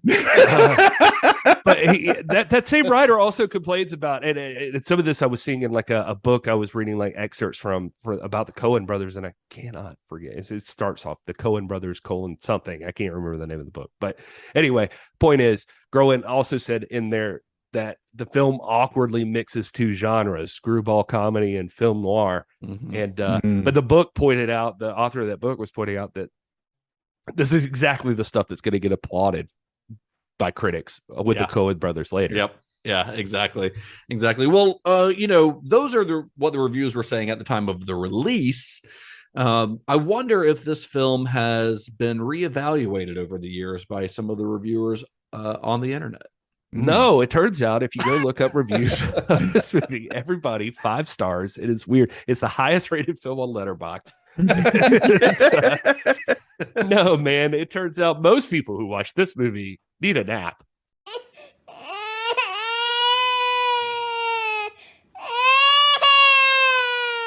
All right, let's see here.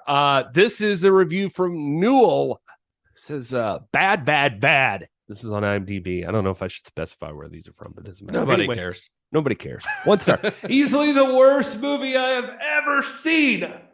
Unfortunately, I have this quirk where I have to watch an entire movie. There was much groaning from mental anguish this movie put me through.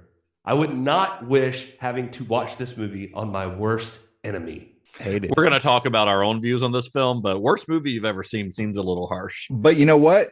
Kudos to them for finishing the movie. Yeah. We've done a lot of reviews where it was like, at 10 minutes in, that's it off, true. 20 minutes in, I think those reviews are completely discounted. If you can't finish the whole movie, then your review holds no weight. Yeah. So it takes a film historian Justin Bishop. It takes a lot for me to not finish a movie. I'll be honest. Yeah. Oh yeah. Although I was not able to finish Bollywood Evil Dead. But did you write a letterbox review of it? I didn't even log it because I didn't finish it. I won't log it. I watch movies a lot, like at night when I'm going to bed. I'll throw movies on, and if I'm not watching the whole thing, they don't count. I don't log them. Meanwhile, I think I posted in Letterboxd the other day, and I can't remember what movie it was for now, but it was a person I was talking about how nuts it drives me because they had posted a review. They were like, "Haven't seen this one yet, but 1 star. If it's anything like his other movies, I'm not a fan." And I was like, what? That's so stupid. How can you do that? Yeah. You're ruining the whole fucking system right now. Anyway, Merck watched it, and Merck says, nobody's a bigger fan of the Coen brothers than Sam Raimi. Believe me, this is no Fargo or A Simple Plan. CRIMEWAVE is a challenge to sit through, and I have seen Ren and Stimpy cartoons that made more sense. The viewer is bounced back and forth between 2 cartoon-like stories, neither one of which is remotely interesting. My feeling is that many fans of the Coens and Sam Raimi will be curious enough about CRIMEWAVE to seek this out. Be warned, this film is a total mess, almost unwatchable, and to be avoided. Unless you find unfunny, boorish, badly acted films entertaining, forget CRIMEWAVE. I know I'm trying to forget it as I write this. I'm not sure why they had to throw shade at Ren and Stimpy like that. Yeah. Oh, man. But at least he's no Mr. Contrarian who gave it 1 star. And is that his actual name, Mr. Contrarian? Yeah. Oh, I am looking forward to this. Well, the title of the review is Slit Your Wrists Horrible. Oh, God. So coming in hot. Try to watch it all. I couldn't. If you dare. Oh, this is what we were just talking about. If you dare just to soak in the worst movie ever made, never have acting, editing, plot, dialogue, and sound so infuriated me at the same time. I understand that it's spoofing cartoons and old crime films. I grew up on Mad Magazine, Cracked, Crazy, and National Lampoon, but this is unfunny with a capital U. The fact and that I slit my wrist. No, I mean, to be honest, most reviews of this film are probably pretty negative. If he were truly a Mr. Contrarian, he would have given it 5 stars. That's true. Oh, yeah. Mr. Contrarian, you let us all down. Bo here gave it a 0.5 star. He said, I say this as a fan of Sam Raimi, the Coens, dark comedies, over-exaggerated, ridiculous movies, and even movies that are undeniably bad, but enjoyable to watch anyway. All caps here. Good God, this film is aggressively obnoxious and it clearly hates everyone involved in making it and whoever watches it. Please do not waste what little life you have left with this trouser stain of a motion picture. I love how all of these reviews are stain. I love how all of these reviews are saying, I love Sam Raimi's movies. I love the Coen Brothers, but this fucking movie. Yeah, that seems to be a trend here. Daniel says, the drop in quality from The Evil Dead to this is grotesque. Nothing works. Unfunny, obnoxious, ugly, seemingly never ending. I think the project was muddled and misguided from its inception, but Raimi could have maybe done something with it had he been given free rein. But the producers had to make sure that it all went to shit. Blame the suits, you know, Yep. Yeah. when in doubt. It's not always their fault, but in this case, I think they do share a lot of the blame. Let's see. David says, Bruce Campbell in this movie, 4 stars. Everything else in this movie, -4 stars. Also, stop trying to make incels into likable guys. He's not an incel. He's just unlucky with the ladies. He's just a nerd. All right, just a few more here. 1 star from Zach says, one of the most exhausting movies I've ever seen. It simultaneously moved 180 miles per hour and felt like it lasted 3 hours as my mind froze in time due to the nonsense that was happening on screen. That's not an accurate review. Well, yeah. This is one of the few episodes where I'm like, they made some points on this. Some of these. Robin gave it 1. There are a few directors alive today that baffle me as much as Sam Raimi. I'm constantly reminded that he should not have made it into Hollywood and that his entire career, even when he shines and makes brilliant movies, is a fluke. It's nowhere more evident than in the awful comedy CRIMEWAVE. I actually find it baffling that Raimi's career has survived as long as it has, especially through the 80s. There is no doubt that Evil Dead has carried that man, for better or worse, into Hollywood, where I'm not entirely sure he belongs.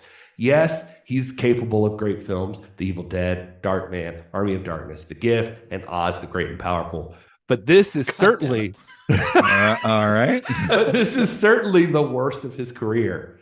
And undoubtedly one of the worst comedies that I have ever seen. If you want a rare Raimi film, I'd recommend The Gift instead of this about 1,000-fold. I mean, The Gift is pretty good. It's not one of his best films, but it's pretty good. But the fact that they are praising Oz the Great and Powerful discounts literally everything else that they say in that review to me. Yeah. I think Oz is without a doubt the worst thing that Sam Raimi's ever done. Wow. Really? Wow. Yeah. Interesting. All right, 1/2 star. Last one from Cerulean Ruin. Breathing in. Fuck you, Sam Raimi. Wow, that's it, huh? their name is Cerulean Ruin. Yeah. It's like a play on Blue Ruin, the movie Blue Ruin. Maybe. Yeah. You know, the guy who did what's it, Green Room, his previous movie. Yeah. So they're just trying to be pretentious and they do it. Yeah, I was gonna say, well done. They got it. Well, Avco Embassy didn't have a lot of faith in the film when they were releasing it. They never gave it much of a wide release at all. It played in a handful of film festivals, and it got released sporadically across the country in places like Santa Cruz, Kansas, and Alaska. On June 6th, 1986, it was released at the Bowery Theater in Manhattan, which was the same day that Arnold Schwarzenegger's Raw Deal and Tobe Hooper's Invaders from Mars came out. The Bowery Theater in Manhattan, I should point out, it was called the Thalia Theater at the time that it was released. The Bowery Theater is just kind of the general name that people refer to it as. It went through like 6 different names over the years since it was built in the 1800s, burned down, got rebuilt. There's a whole Wikipedia page about it. Go read it. Nice. But some sources, including Campbell's autobiography, claim that it was released only in Kansas and Alaska and nowhere else, and only there so that it could meet a minimum release requirement needed to be sold to HBO, because HBO is like, well, if we're going to release it, it has to have some sort of theatrical release. I guess that's what they did at the time. So it was released in a couple of theaters, and then it was dumped on HBO after going down in flames at the box office. That was the straight up thing from Bruce Campbell. He says that. He said that was the final straw for us. They didn't even put it out. He said that for HBO, there was a contractual agreement that it had some sort of theatrical release, so they released it in Kansas and Alaska. He said that they did a screening in Seattle. He was like, we had one good screening. He's like, I wish we'd have videotaped it, because he was like, the screening, he's like, a guy comes up. And that was at a film festival, I think, right? Yeah, I think in you're Seattle. right. But he says the guy comes out and he says, immediately stands up front. Everybody's like, folks, you're about to watch a very silly movie. Put your silly hat on. He's like, I wish we'd filmed that guy. That's what you should do. He's like, I would tell that to anybody. He's like, I would just say that to people if they're going to watch CRIMEWAVE. Just put your silly hat on. Otherwise, you might not like this. But it's, I mean, you're right. You've got to be in the mindset of like what type of movie you're about to watch. Yeah. I would agree with that. He was saying to this day, like, the people around Detroit, like when he'll still like see guys that worked in that area or like in Detroit and stuff. He's like, everybody still shudders. They're like, oh, CRIMEWAVE. They've got trauma. They've got ongoing trauma from filming CRIMEWAVE. Well, to this day, Raimi dismisses the film and rarely discusses it at all. When he does, he often calls it Slime Wave, which is a very Sam Raimi joke. It does feel like Sam Raimi to do that. Yeah. But that's understandable, since he put a lot of time and energy into it, only to have it taken away from him and then released into the world in a version that he didn't approve of, and barely released at that. This was his sophomore slump, but it wasn't entirely his fault, I don't think. Yeah, no, that's fair. Bruce Campbell says the movie was never actually released. It escaped. Yeah. But you remember John Cameron, the guy we talked about on Evil Dead, that he was second assistant director on this, and he was on Evil Dead, the guy that left NYU and didn't go back to school. But he said he had a quote that said, I see CRIMEWAVE as a real turning point in a certain way, because if you survive that experience, nothing in the business could ever be this hard again. That's true. Yeah. And Bruce, on that interview, I mean, he says, well, we learned how to make movies better. We learned how to make simpler stories. We learned how to be more focused about what it's going to be. Sam continued his sort of ridiculous visual style, but we were more organized as filmmakers. We could accommodate that for him because we knew that we needed the proper amount of prep time. We knew that if special effects were involved, that we had to cast the actors early so that we could physically get molds taken to their face in time. We started to actually finally figure out what this whole thing was about. How to make movies. Yeah. He said, from Evil Dead, we learned how to succeed. In CRIMEWAVE, we learned how to fail. Hey, it's an important lesson. And it tells you a lot about CRIMEWAVE and how it was received that you rarely hear it discussed ever, if at all.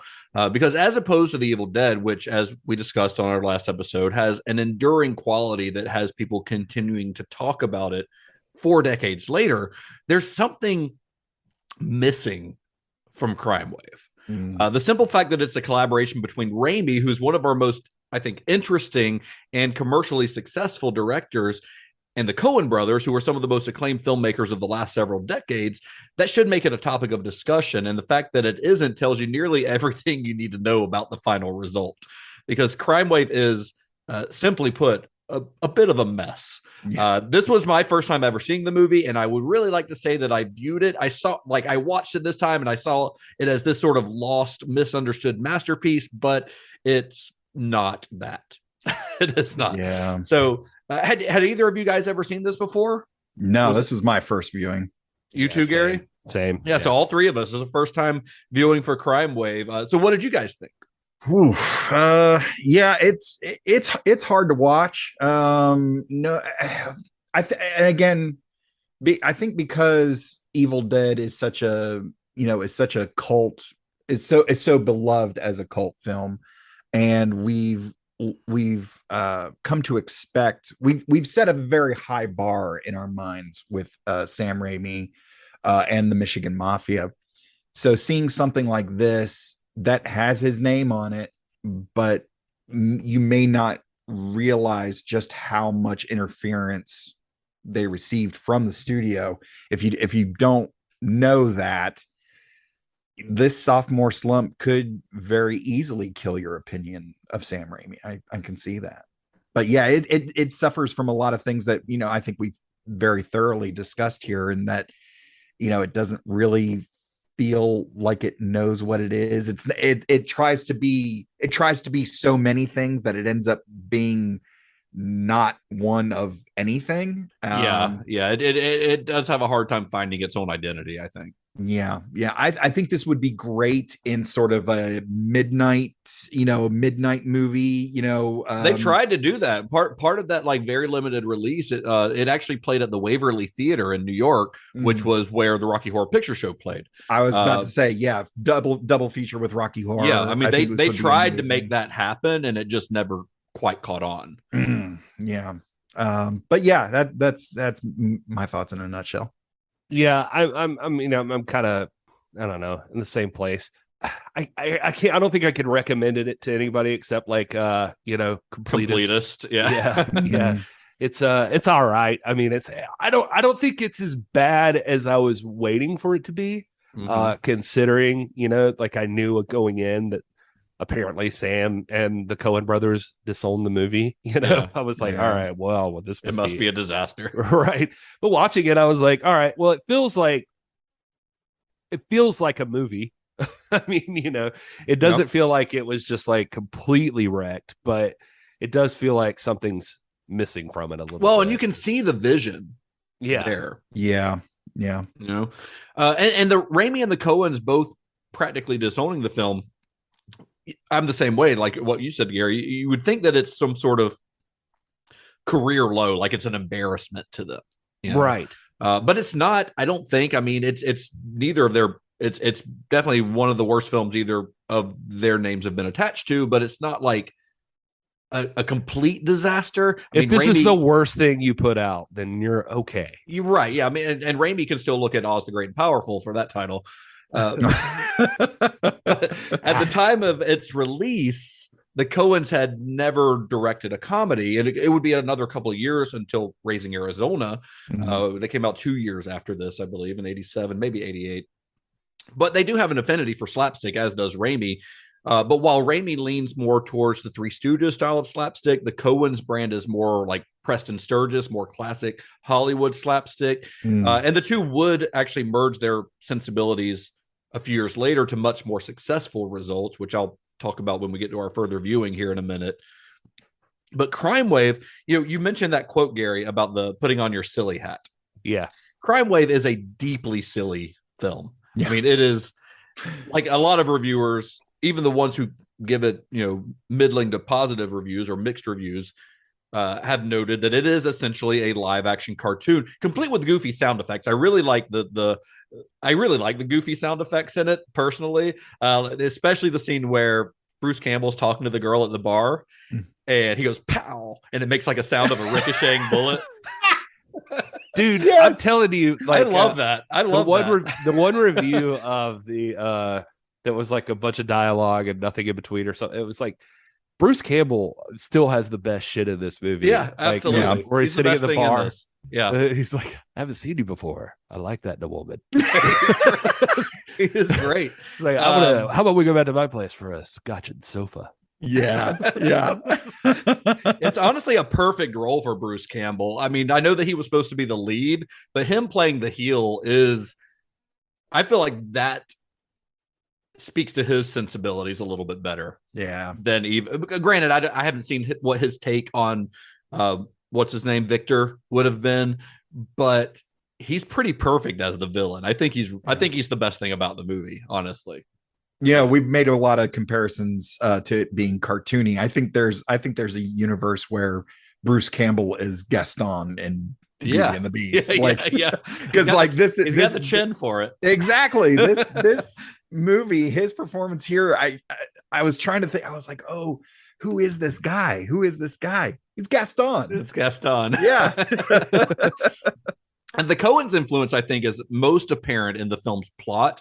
This murder plot gone awry kind of thing is a regular occurrence in Coen Brothers movies, and everything from Blood Simple, their first movie, to The Man Who Wasn't There, to The Lady Killers.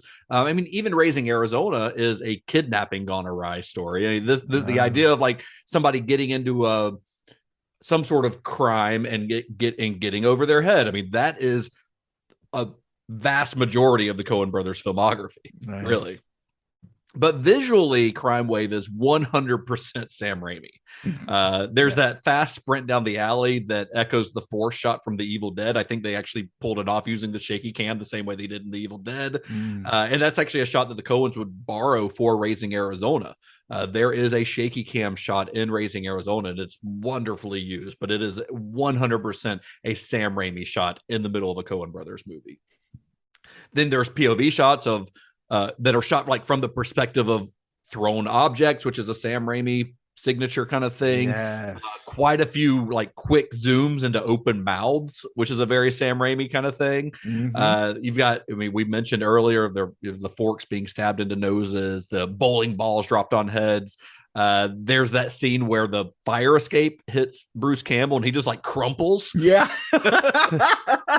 I mean, this is a cartoon. I mean, this is damn near a Three Stooges movie, or at least the closest thing to one that Sam Raimi would ever make. I honestly kind of wish that he had made a Three Stooges movie instead of the Farrelly brothers. It would have been interesting to see his take on something that he loves so much. Oh man. Yeah. Good call.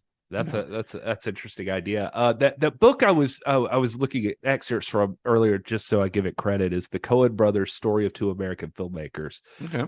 It's by Josh Levine, and the reason I bring it up again is just because here's an excerpt from it. I just want to read that I actually did save because it relates to what you're talking about. He talks about when the dudes first coming up to go after what's her face in the building, and he says his attempts to get at her, including the breaking of the light, crashing his hand through the door, it's nothing more than a crude trial run for Blood Simple's climax. So when the exterminator finally captures her and ties her up, she tries to hop away, just like Jerry Lundegaard's wife in Fargo. Indeed, the comic sadistic exterminators are cartoon versions of Fargo's hired kidnappers, Carl Showalter and Garrett Grimsrud. And the film's basic comic narrative, hired killers who get out of control, contains the seed of Fargo's more realistic one. The long comic chase scene in the XYZ murder shows the origins of the action sequence in Raising Arizona, and there's a jitterbug dance that's very similar to the USO dance in Barton Fink. And there's the hapless hero Vic hanging desperately off a bridge, afraid of plunging to his doom. He seems to be an early version of the Norval Barnes who ends up hanging out the window of the Hudsucker building. In fact, the storytelling strategy of this movie, a man who may be about to die has his story told in a flashback before he is rescued at the last moment, will be duplicated somewhat more artfully in the Hudsucker Proxy. He said the film also happens to have appears to have influenced Barry Sonnenfeld, which you'll remember. I think I mentioned this in The Evil Dead, where about Sam Raimi being in New York and going to the dinner and like Barry Sonnenfeld was hanging out with him and stuff. He said, it appears to have influenced Barry Sonnenfeld, who didn't even work on it. Years later, when he directed Men in Black, he would have the evil alien drive around in an exterminator truck that looked a lot like the one in the XYZ murder. It does. Oh my God. It's got the big bug on top of it. Yeah. I thought that was interesting. That's pretty fun, man. Honestly, like all this talk of the Coen Brothers just makes me want to do a Coen Brothers series so bad, because they are probably they might be my favorite working filmmakers. I adore their stuff, and I know that not everyone does. I mean, I know that we've got some friends like in our Discord and stuff like that the Coen Brothers stuff just doesn't vibe with them. But I adore their filmography, almost all of them. You mentioned too, I remember another story I saw. What you mentioned earlier, that the Sam Raimi talking about how disappointing he was that they cut out the whole sewer sequence that he had in the movie and a chase through there. Yeah, and Reed Birney was talking in his interview on the Shout Factory Blu-ray, and he said he was like, I remember he's like, I think I mentioned this before, but he said that, it felt good. Like I felt like this could be great. And then it just took so long afterwards, and all the editing, and they cut out everything. And when I saw it, they cut out the whole sewer sequence, and I thought that was beautifully shot. But he was like, if you're curious, he's like, one day I was on a plane, and I caught Spider-Man 2, and there is a sewer sequence in Spider-Man 2, and it is exactly the sewer sequence from this movie. Oh, really? Wow. Yeah. He was like, Love it that. is exactly the same thing. That's great. Raimi did it. Hey. I mean, when we were talking about the the visual style of Crime Wave, I would argue, and this is kind of the same point that Bruce Campbell makes in the interview that you mentioned, Gary. that the kinetic energy of the shots in Crime Wave are closer to Raimi's sensibilities than the first Evil Dead movie. Now, he would use that kind of goofball energy to even greater effect, I think, in the Evil Dead 2. And Crime Wave almost feels like a missing link between the two Evil Dead movies. Evil Dead 2 feels like a combination of the dark subject matter and gore of the first Evil Dead with the kind of cartooniness of Crime Wave. Don't you think? Oh, yeah. Oh, it makes perfect sense. Like, if you're wondering how the guy who makes Evil Dead, I mean, obviously there's some like hits at it in Evil Dead for what Evil Dead 2 is going to be, but it is easy to see how Evil Dead 2 happens. Yeah. And that was always an interesting thing to me, like the difference between the two, which obviously we're going to discuss a lot more when we get to that. But watching this, I'm like, oh, it wasn't just like he just jumped into doing a Tex Avery cartoon in the Evil Dead 2. Like, he had almost like a dry run with that style in Crime Wave. It's almost like they're like, we're going to have to do horror, but we'll do horror our way. Yeah, we're going to do it. Exactly. Yeah. It's crazy. Before I forget to mention it too, I meant to say this earlier, but like Vic, these are stupid little tidbits, little fun facts for you. My wife says I'm like Paul Blart sometimes, and so I say like fun fact for you. But Vic yells "Tally ho" when he's jumping from car to car. That's a running Sam Raimi gag. Apparently, he does it in like he's going to do it in Army of Darkness and in Spider-Man, like jumping off something and saying "Tally ho." That's such a goofy, old-fashioned thing to do. It is. I think to remember, Sam Raimi. We mentioned this in our last episode, but Sam Raimi grew up watching old movies and stuff on TV. Yeah, like stuff that. So he almost is a man out of time because he grew up on stuff that was made like way before he was born, and that's like what formed his sensibilities. Yeah, that's why I wanted to mention it, just sort of little stupid things to look for. But like there's even a joke in this one where Vic asks Nancy, you want to have lunch some evening? That's in Spider-Man. Like Peter asked Mary Jane, you want to have lunch some evening? I love that. That's great. I love that. Well, in Crime Wave, I think that some of the biggest issues with the film, and it's got a lot, but I think the biggest issues are twofold. At least those that can be laid at Raimi's feet, or those that can't be laid at Raimi's feet. First is the editing of the film just doesn't work to me. As we discussed, Raimi had the film taken away from him in the editing suite. There were, I think, 3 different editors involved in this. So the choices made were not Raimi's choices. There's just something about the way that the gags are edited together that feels kind of clunky to me, as if the editor just didn't quite understand the rhythm that Raimi was shooting for. Like, the editor didn't understand what type of movie this was supposed to be, because editing together comedy stuff, especially like slapstick stuff, like physical comedy stuff, like what Raimi is going for here, takes somebody with a very particular set of skills. Oh yeah. Yeah, absolutely. And whoever ended up editing the majority of the final product did not have those skills. Yeah, it's a real bummer to think about. I know it's just like pipe dream we're talking about here, but like, it's just thinking about a show or a movie called Relentless where Sam Raimi gets to tell this story or something again. Like, I just think I wish he could reclaim this, like turn it into something, because it does.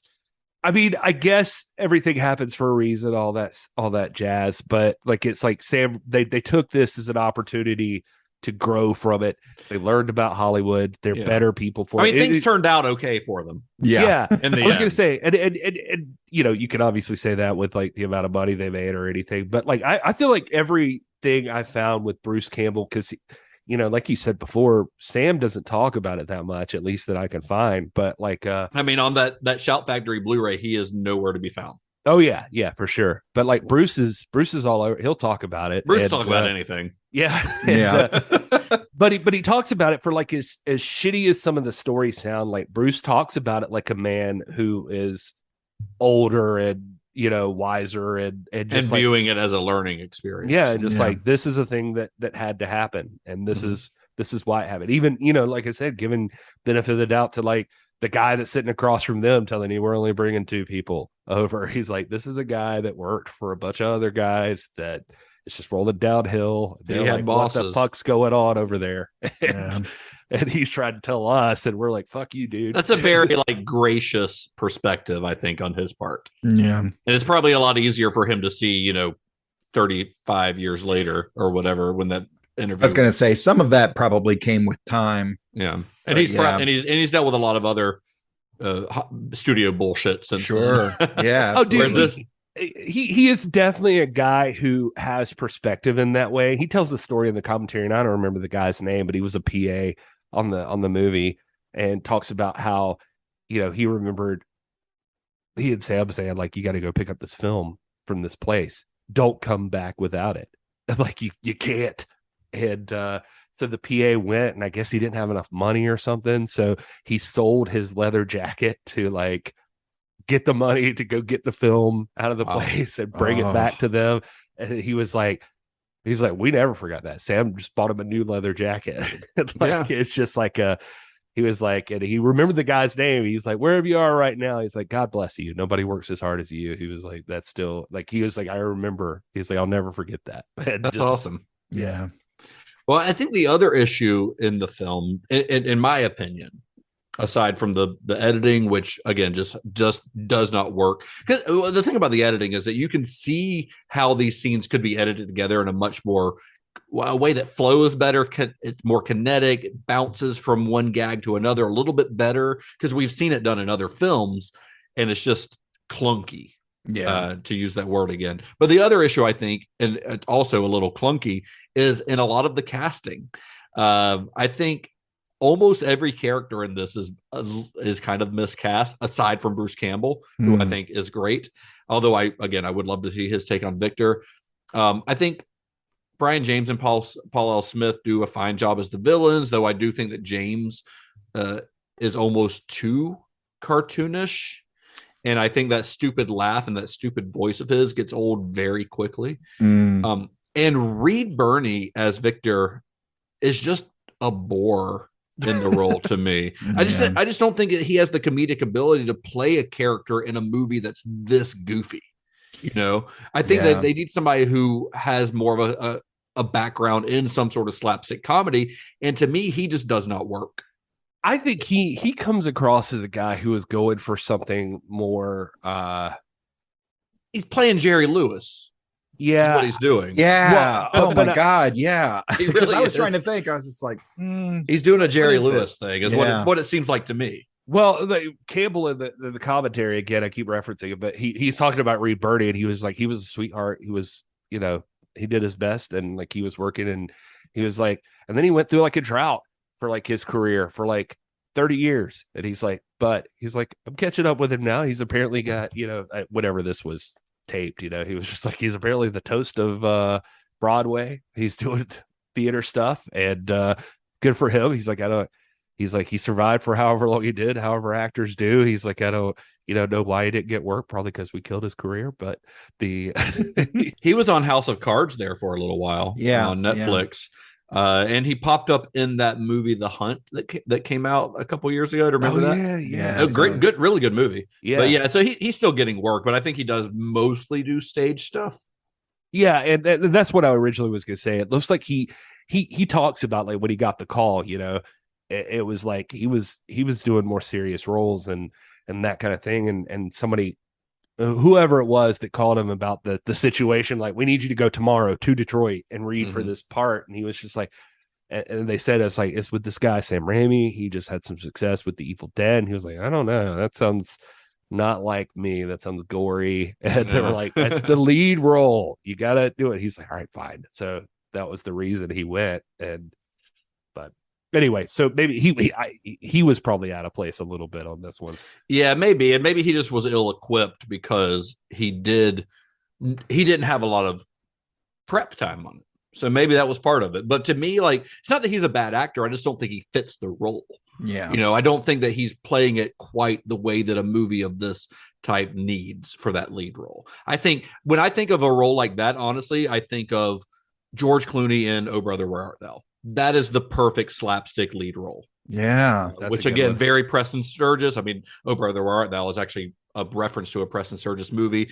The Coen brothers get the slapstick very, very well. They're very good at it. Raising Arizona is my favorite comedy of all time. It's because they're so good at slapstick. Well, since I mentioned Raising Arizona, and we've mentioned a lot of other movies in the course of this that we kind of are similar or we've referenced or are made by these filmmakers, what would you guys do if you were doing a double feature with CRIMEWAVE? If you were pairing this with another film, what film would that be? Well, you led right into it perfectly. I got this one. I read somewhere where somebody, this is just interesting, somebody had said Weekend at Bernie's, which was funny to me. I was like, I would not have ever called that, but that's interesting. But Weekend at Reed Bernie's. Yeah, there you go. Got him.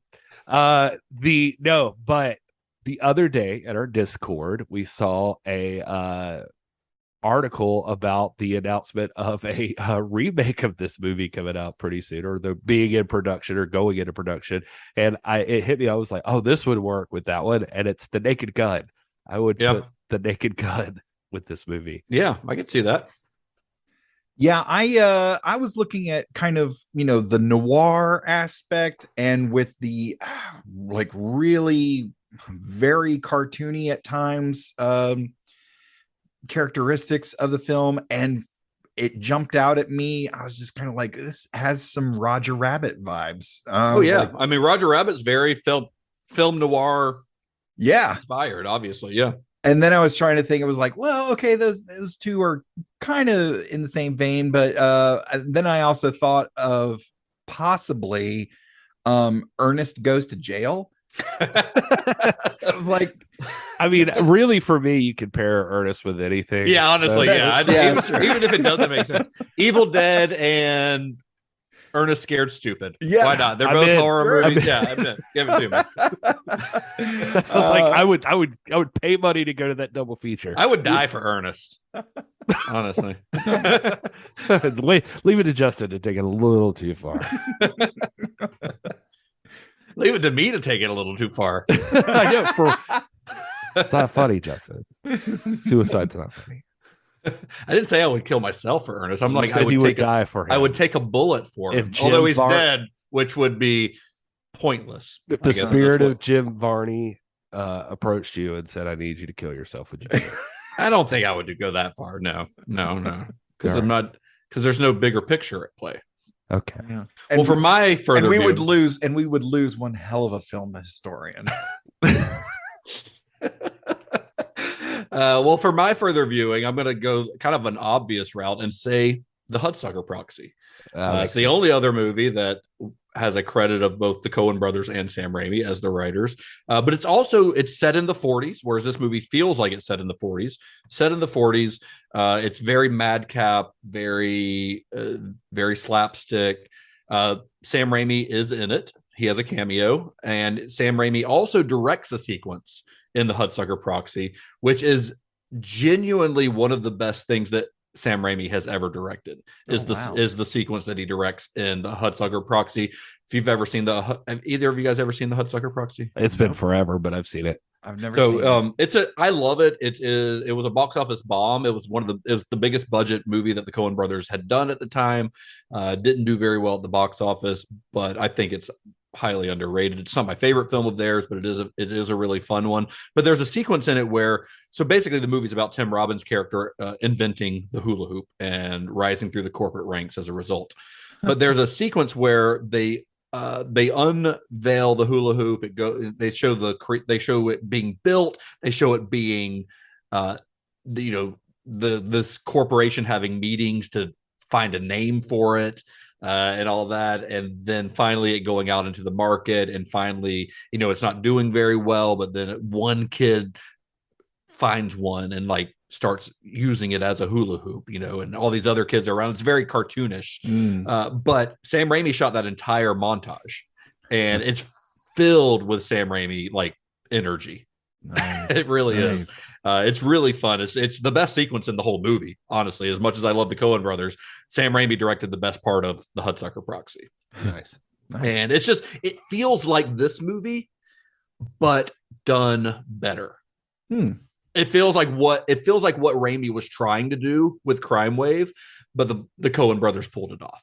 Well, Maybe it sounds because they had less interference. I don't know. I was going to say it sounds like from some of the stuff we read that like these guys they do get back with a lot of the stuff. Like they end up, they're like, we're going to throw this shit in other movies then. Yeah. We'll eventually just like redo all of Crime Wave and like in the span of our films. Like we'll just remake it one scene at a time. Right. We'll throw stuff in there. Well, Crime Wave is certainly a compromised film. Not a single person involved in its creation would argue that point, I don't think. But to me, I think it is hard to hate it despite its flaws because it's still filled with personality.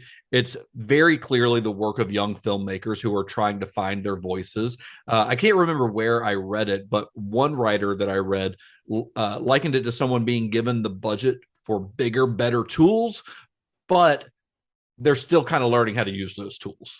Yeah, no, that's fair. Yeah. I mean, this movie might be a mess, but it's anything but boring. And I'll take a big, interesting swing and a miss any day over a cookie cutter, well-polished film. Though I would be over the moon if Raimi were to ever revisit this film and give us a director's cut. I want to see that sewer sequence, just recut it. I don't know if I wonder if there's a cut out there that he, his original intention, or if he would have to do it from memory, but that's been done before. But I would love for Sam Raimi to finally acknowledge this film and go back and give us the version of this movie that he intended. Granted, he can't put Bruce Campbell in the lead role, but other than that, if he could re-edit it, and like the skylight sequence that we mentioned that they chopped up, that was one continuous shot, just and rename it the XYZ murders. That's what I would do. Rename it the XYZ. Yeah, kind of like how Almost Famous, the director's cut was retitled Untitled, which was what Cameron Crowe originally wanted to call it. But if Raimi were to do that with this and do a director's cut of Crime Wave as the XYZ murders and show it the way that he wanted it to be, maybe get Joe LaDuca to come in and do the whole score as they originally Jolo. Maybe get Jolo to come in and do the whole score as they had originally intended it. Relentless. Yeah, Relentless is the behind the scenes story. The XYZ murders is the director's cut. And okay, fair. Yeah, fair enough. Yeah. See, you can mix those together if it's like an HBO series or something. You can mix those together. It's the Relentless is about them filming a movie called the XYZ Murders. There you go. And then you release the director's cut of the XYZ Murders in as like a companion piece. Yeah, there you go. So, hey, somebody call us. Yeah, tweet us at cinema_shock. We'll come on as producers. We're so good at talking about things. That's all we're good at. not doing them. Yeah, we'll talk it up. We'll give you ideas.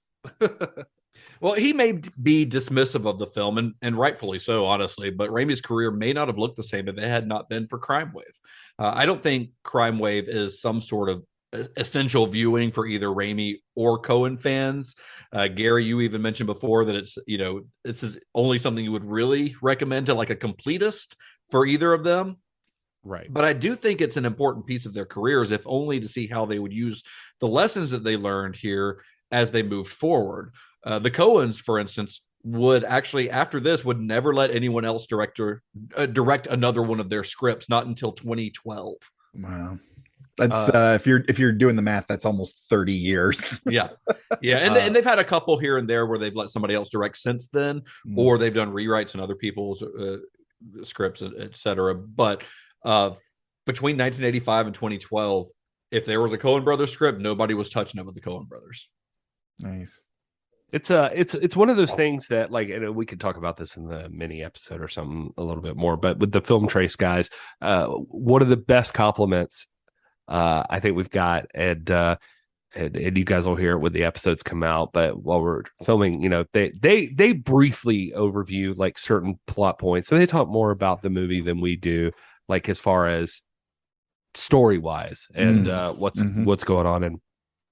But they they were like, I've been listening, and they were talking about the James Cameron series and that sort of thing, and I was like, yeah, I know it's a lot, because we go long, talk about a lot, and all that stuff. But they were saying, they said somebody's got to do that. They were like, that's there's a lot of movie podcasts out there, and they were like, and they said, we feel like we're getting a PhD in a director, like when we're listening to your show. Love that. Nice. And I thought, I was like, that's kind of cool, actually. That's so when you were talking about this movie, as far as, you know, like as a completist, it's like, yeah, it's like if you want to understand this artist, then this is where you can't ignore it. Yeah, you can't ignore it. Even though Raimi ignors it, but he still learned from it. He's allowed. But he still learned from it, and he still took lessons from it that he took, whether it be like what not to do. That's still a lesson, you know. Yeah, like Bruce Campbell said, this was them learning how to fail, which is an important lesson as you grow. Yeah, especially as you grow as an artist. Oh, for sure. Learn what not to do, how to do it better.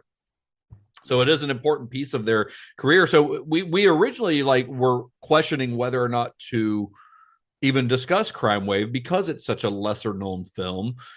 But you guys actually convinced me, I think, to go ahead and tackle it because it did feel like something that we shouldn't just ignore. And I'm glad we didn't, because I do think that this is an essential part of Sam Raimi's story. Well, like you said, I mean, it fits perfectly, like in the middle between Evil Dead and Evil Dead 2, if nothing else. Like you can get that out of it.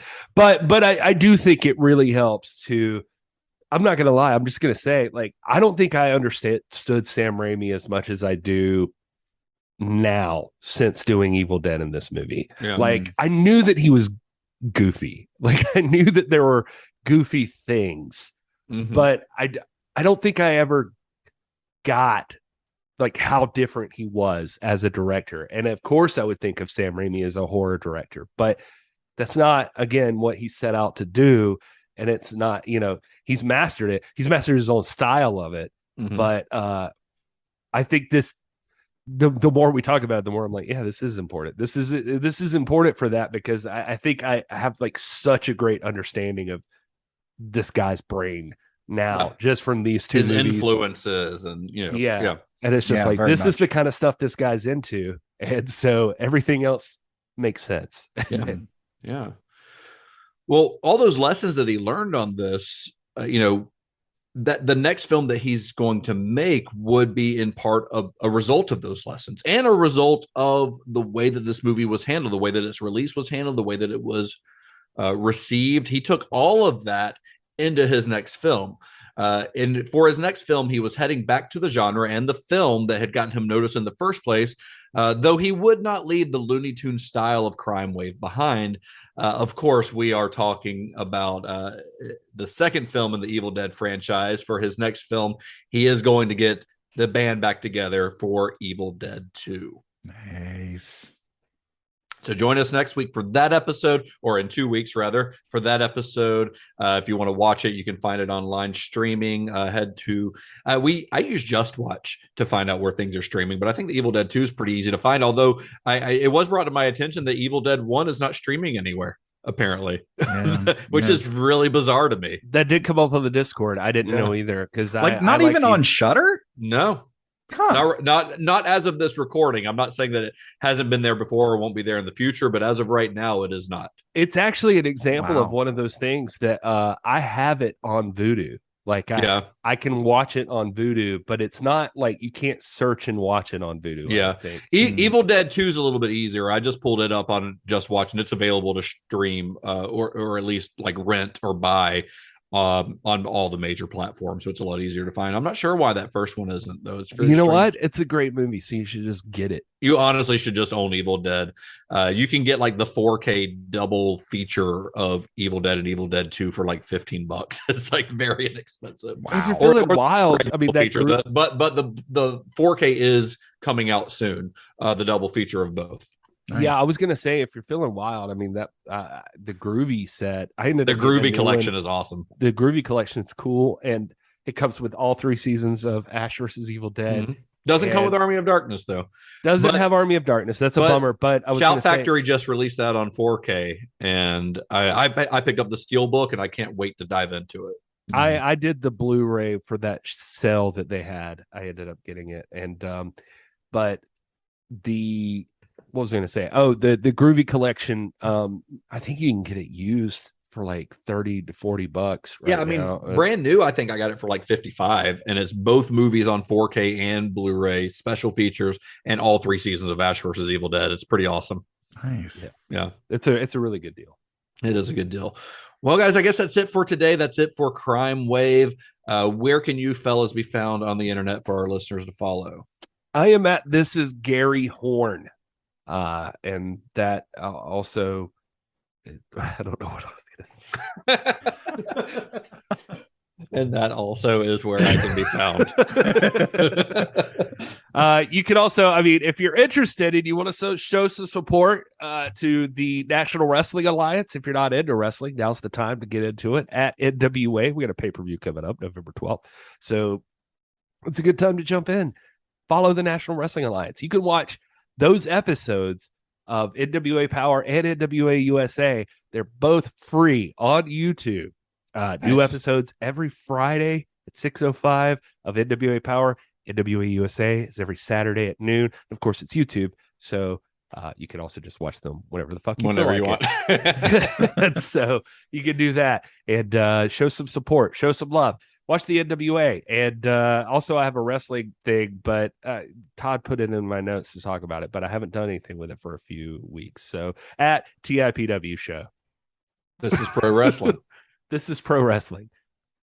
Yeah, if you like Star Trek, please join us for Computer Resume podcast. It is the show chronologically covering the entire Star Trek franchise. Actually just had Justin Bishop and Gary Horne on to talk about Duncan Jones' Moon. The episode that I will be recording Which is tomorrow, not Star Trek, by the way. It is not Star Trek. All of our Star listeners Trek who are adjacent. confused. Is it? It is. Well, you'll have to listen to the episode and find out. That's a good point. We do talk about it. Yeah. The episode that I'm recording tomorrow with my good friend Jerry Antimano from the Four Quadrants podcast, we will actually be covering season 1, episode 1 of Doctor Who. So if you couldn't see, Todd did quote fingers when he said friend. Oh, come on. No, I love Jerry. Jerry's a good guy. He's one of our biggest fans, and I'm a big fan of his. But yeah, if you're down, please come check us out. It's available wherever you get your podcasts, on all of the socials at Computer Resume, and you can find me at Mr. Todd A. Davis on Facebook, Twitter, Instagram, Letterboxd, and D&D Beyond. You can find me at Justin_Bishop. That's on Twitter, Instagram, and Letterboxd, which is probably where I am the most active. Find the podcast at Cinema_Shock. All those same places, Twitter, Instagram, Facebook. We're also at cinemashock.net. You can find links to all of our episodes. You can find links to our merchandise. Which, by the way, there's a fall sale coming up, so you can get some of that merchandise discounted. And you can find links to our Discord and all that kinds of stuff at cinemashock.net. Until next time, may the wings of liberty never lose a feather. Be excellent to each other. Johnny, you've done some bad things, and I'm going to deal out some swift keys. Yeah. That's awesome. I like it.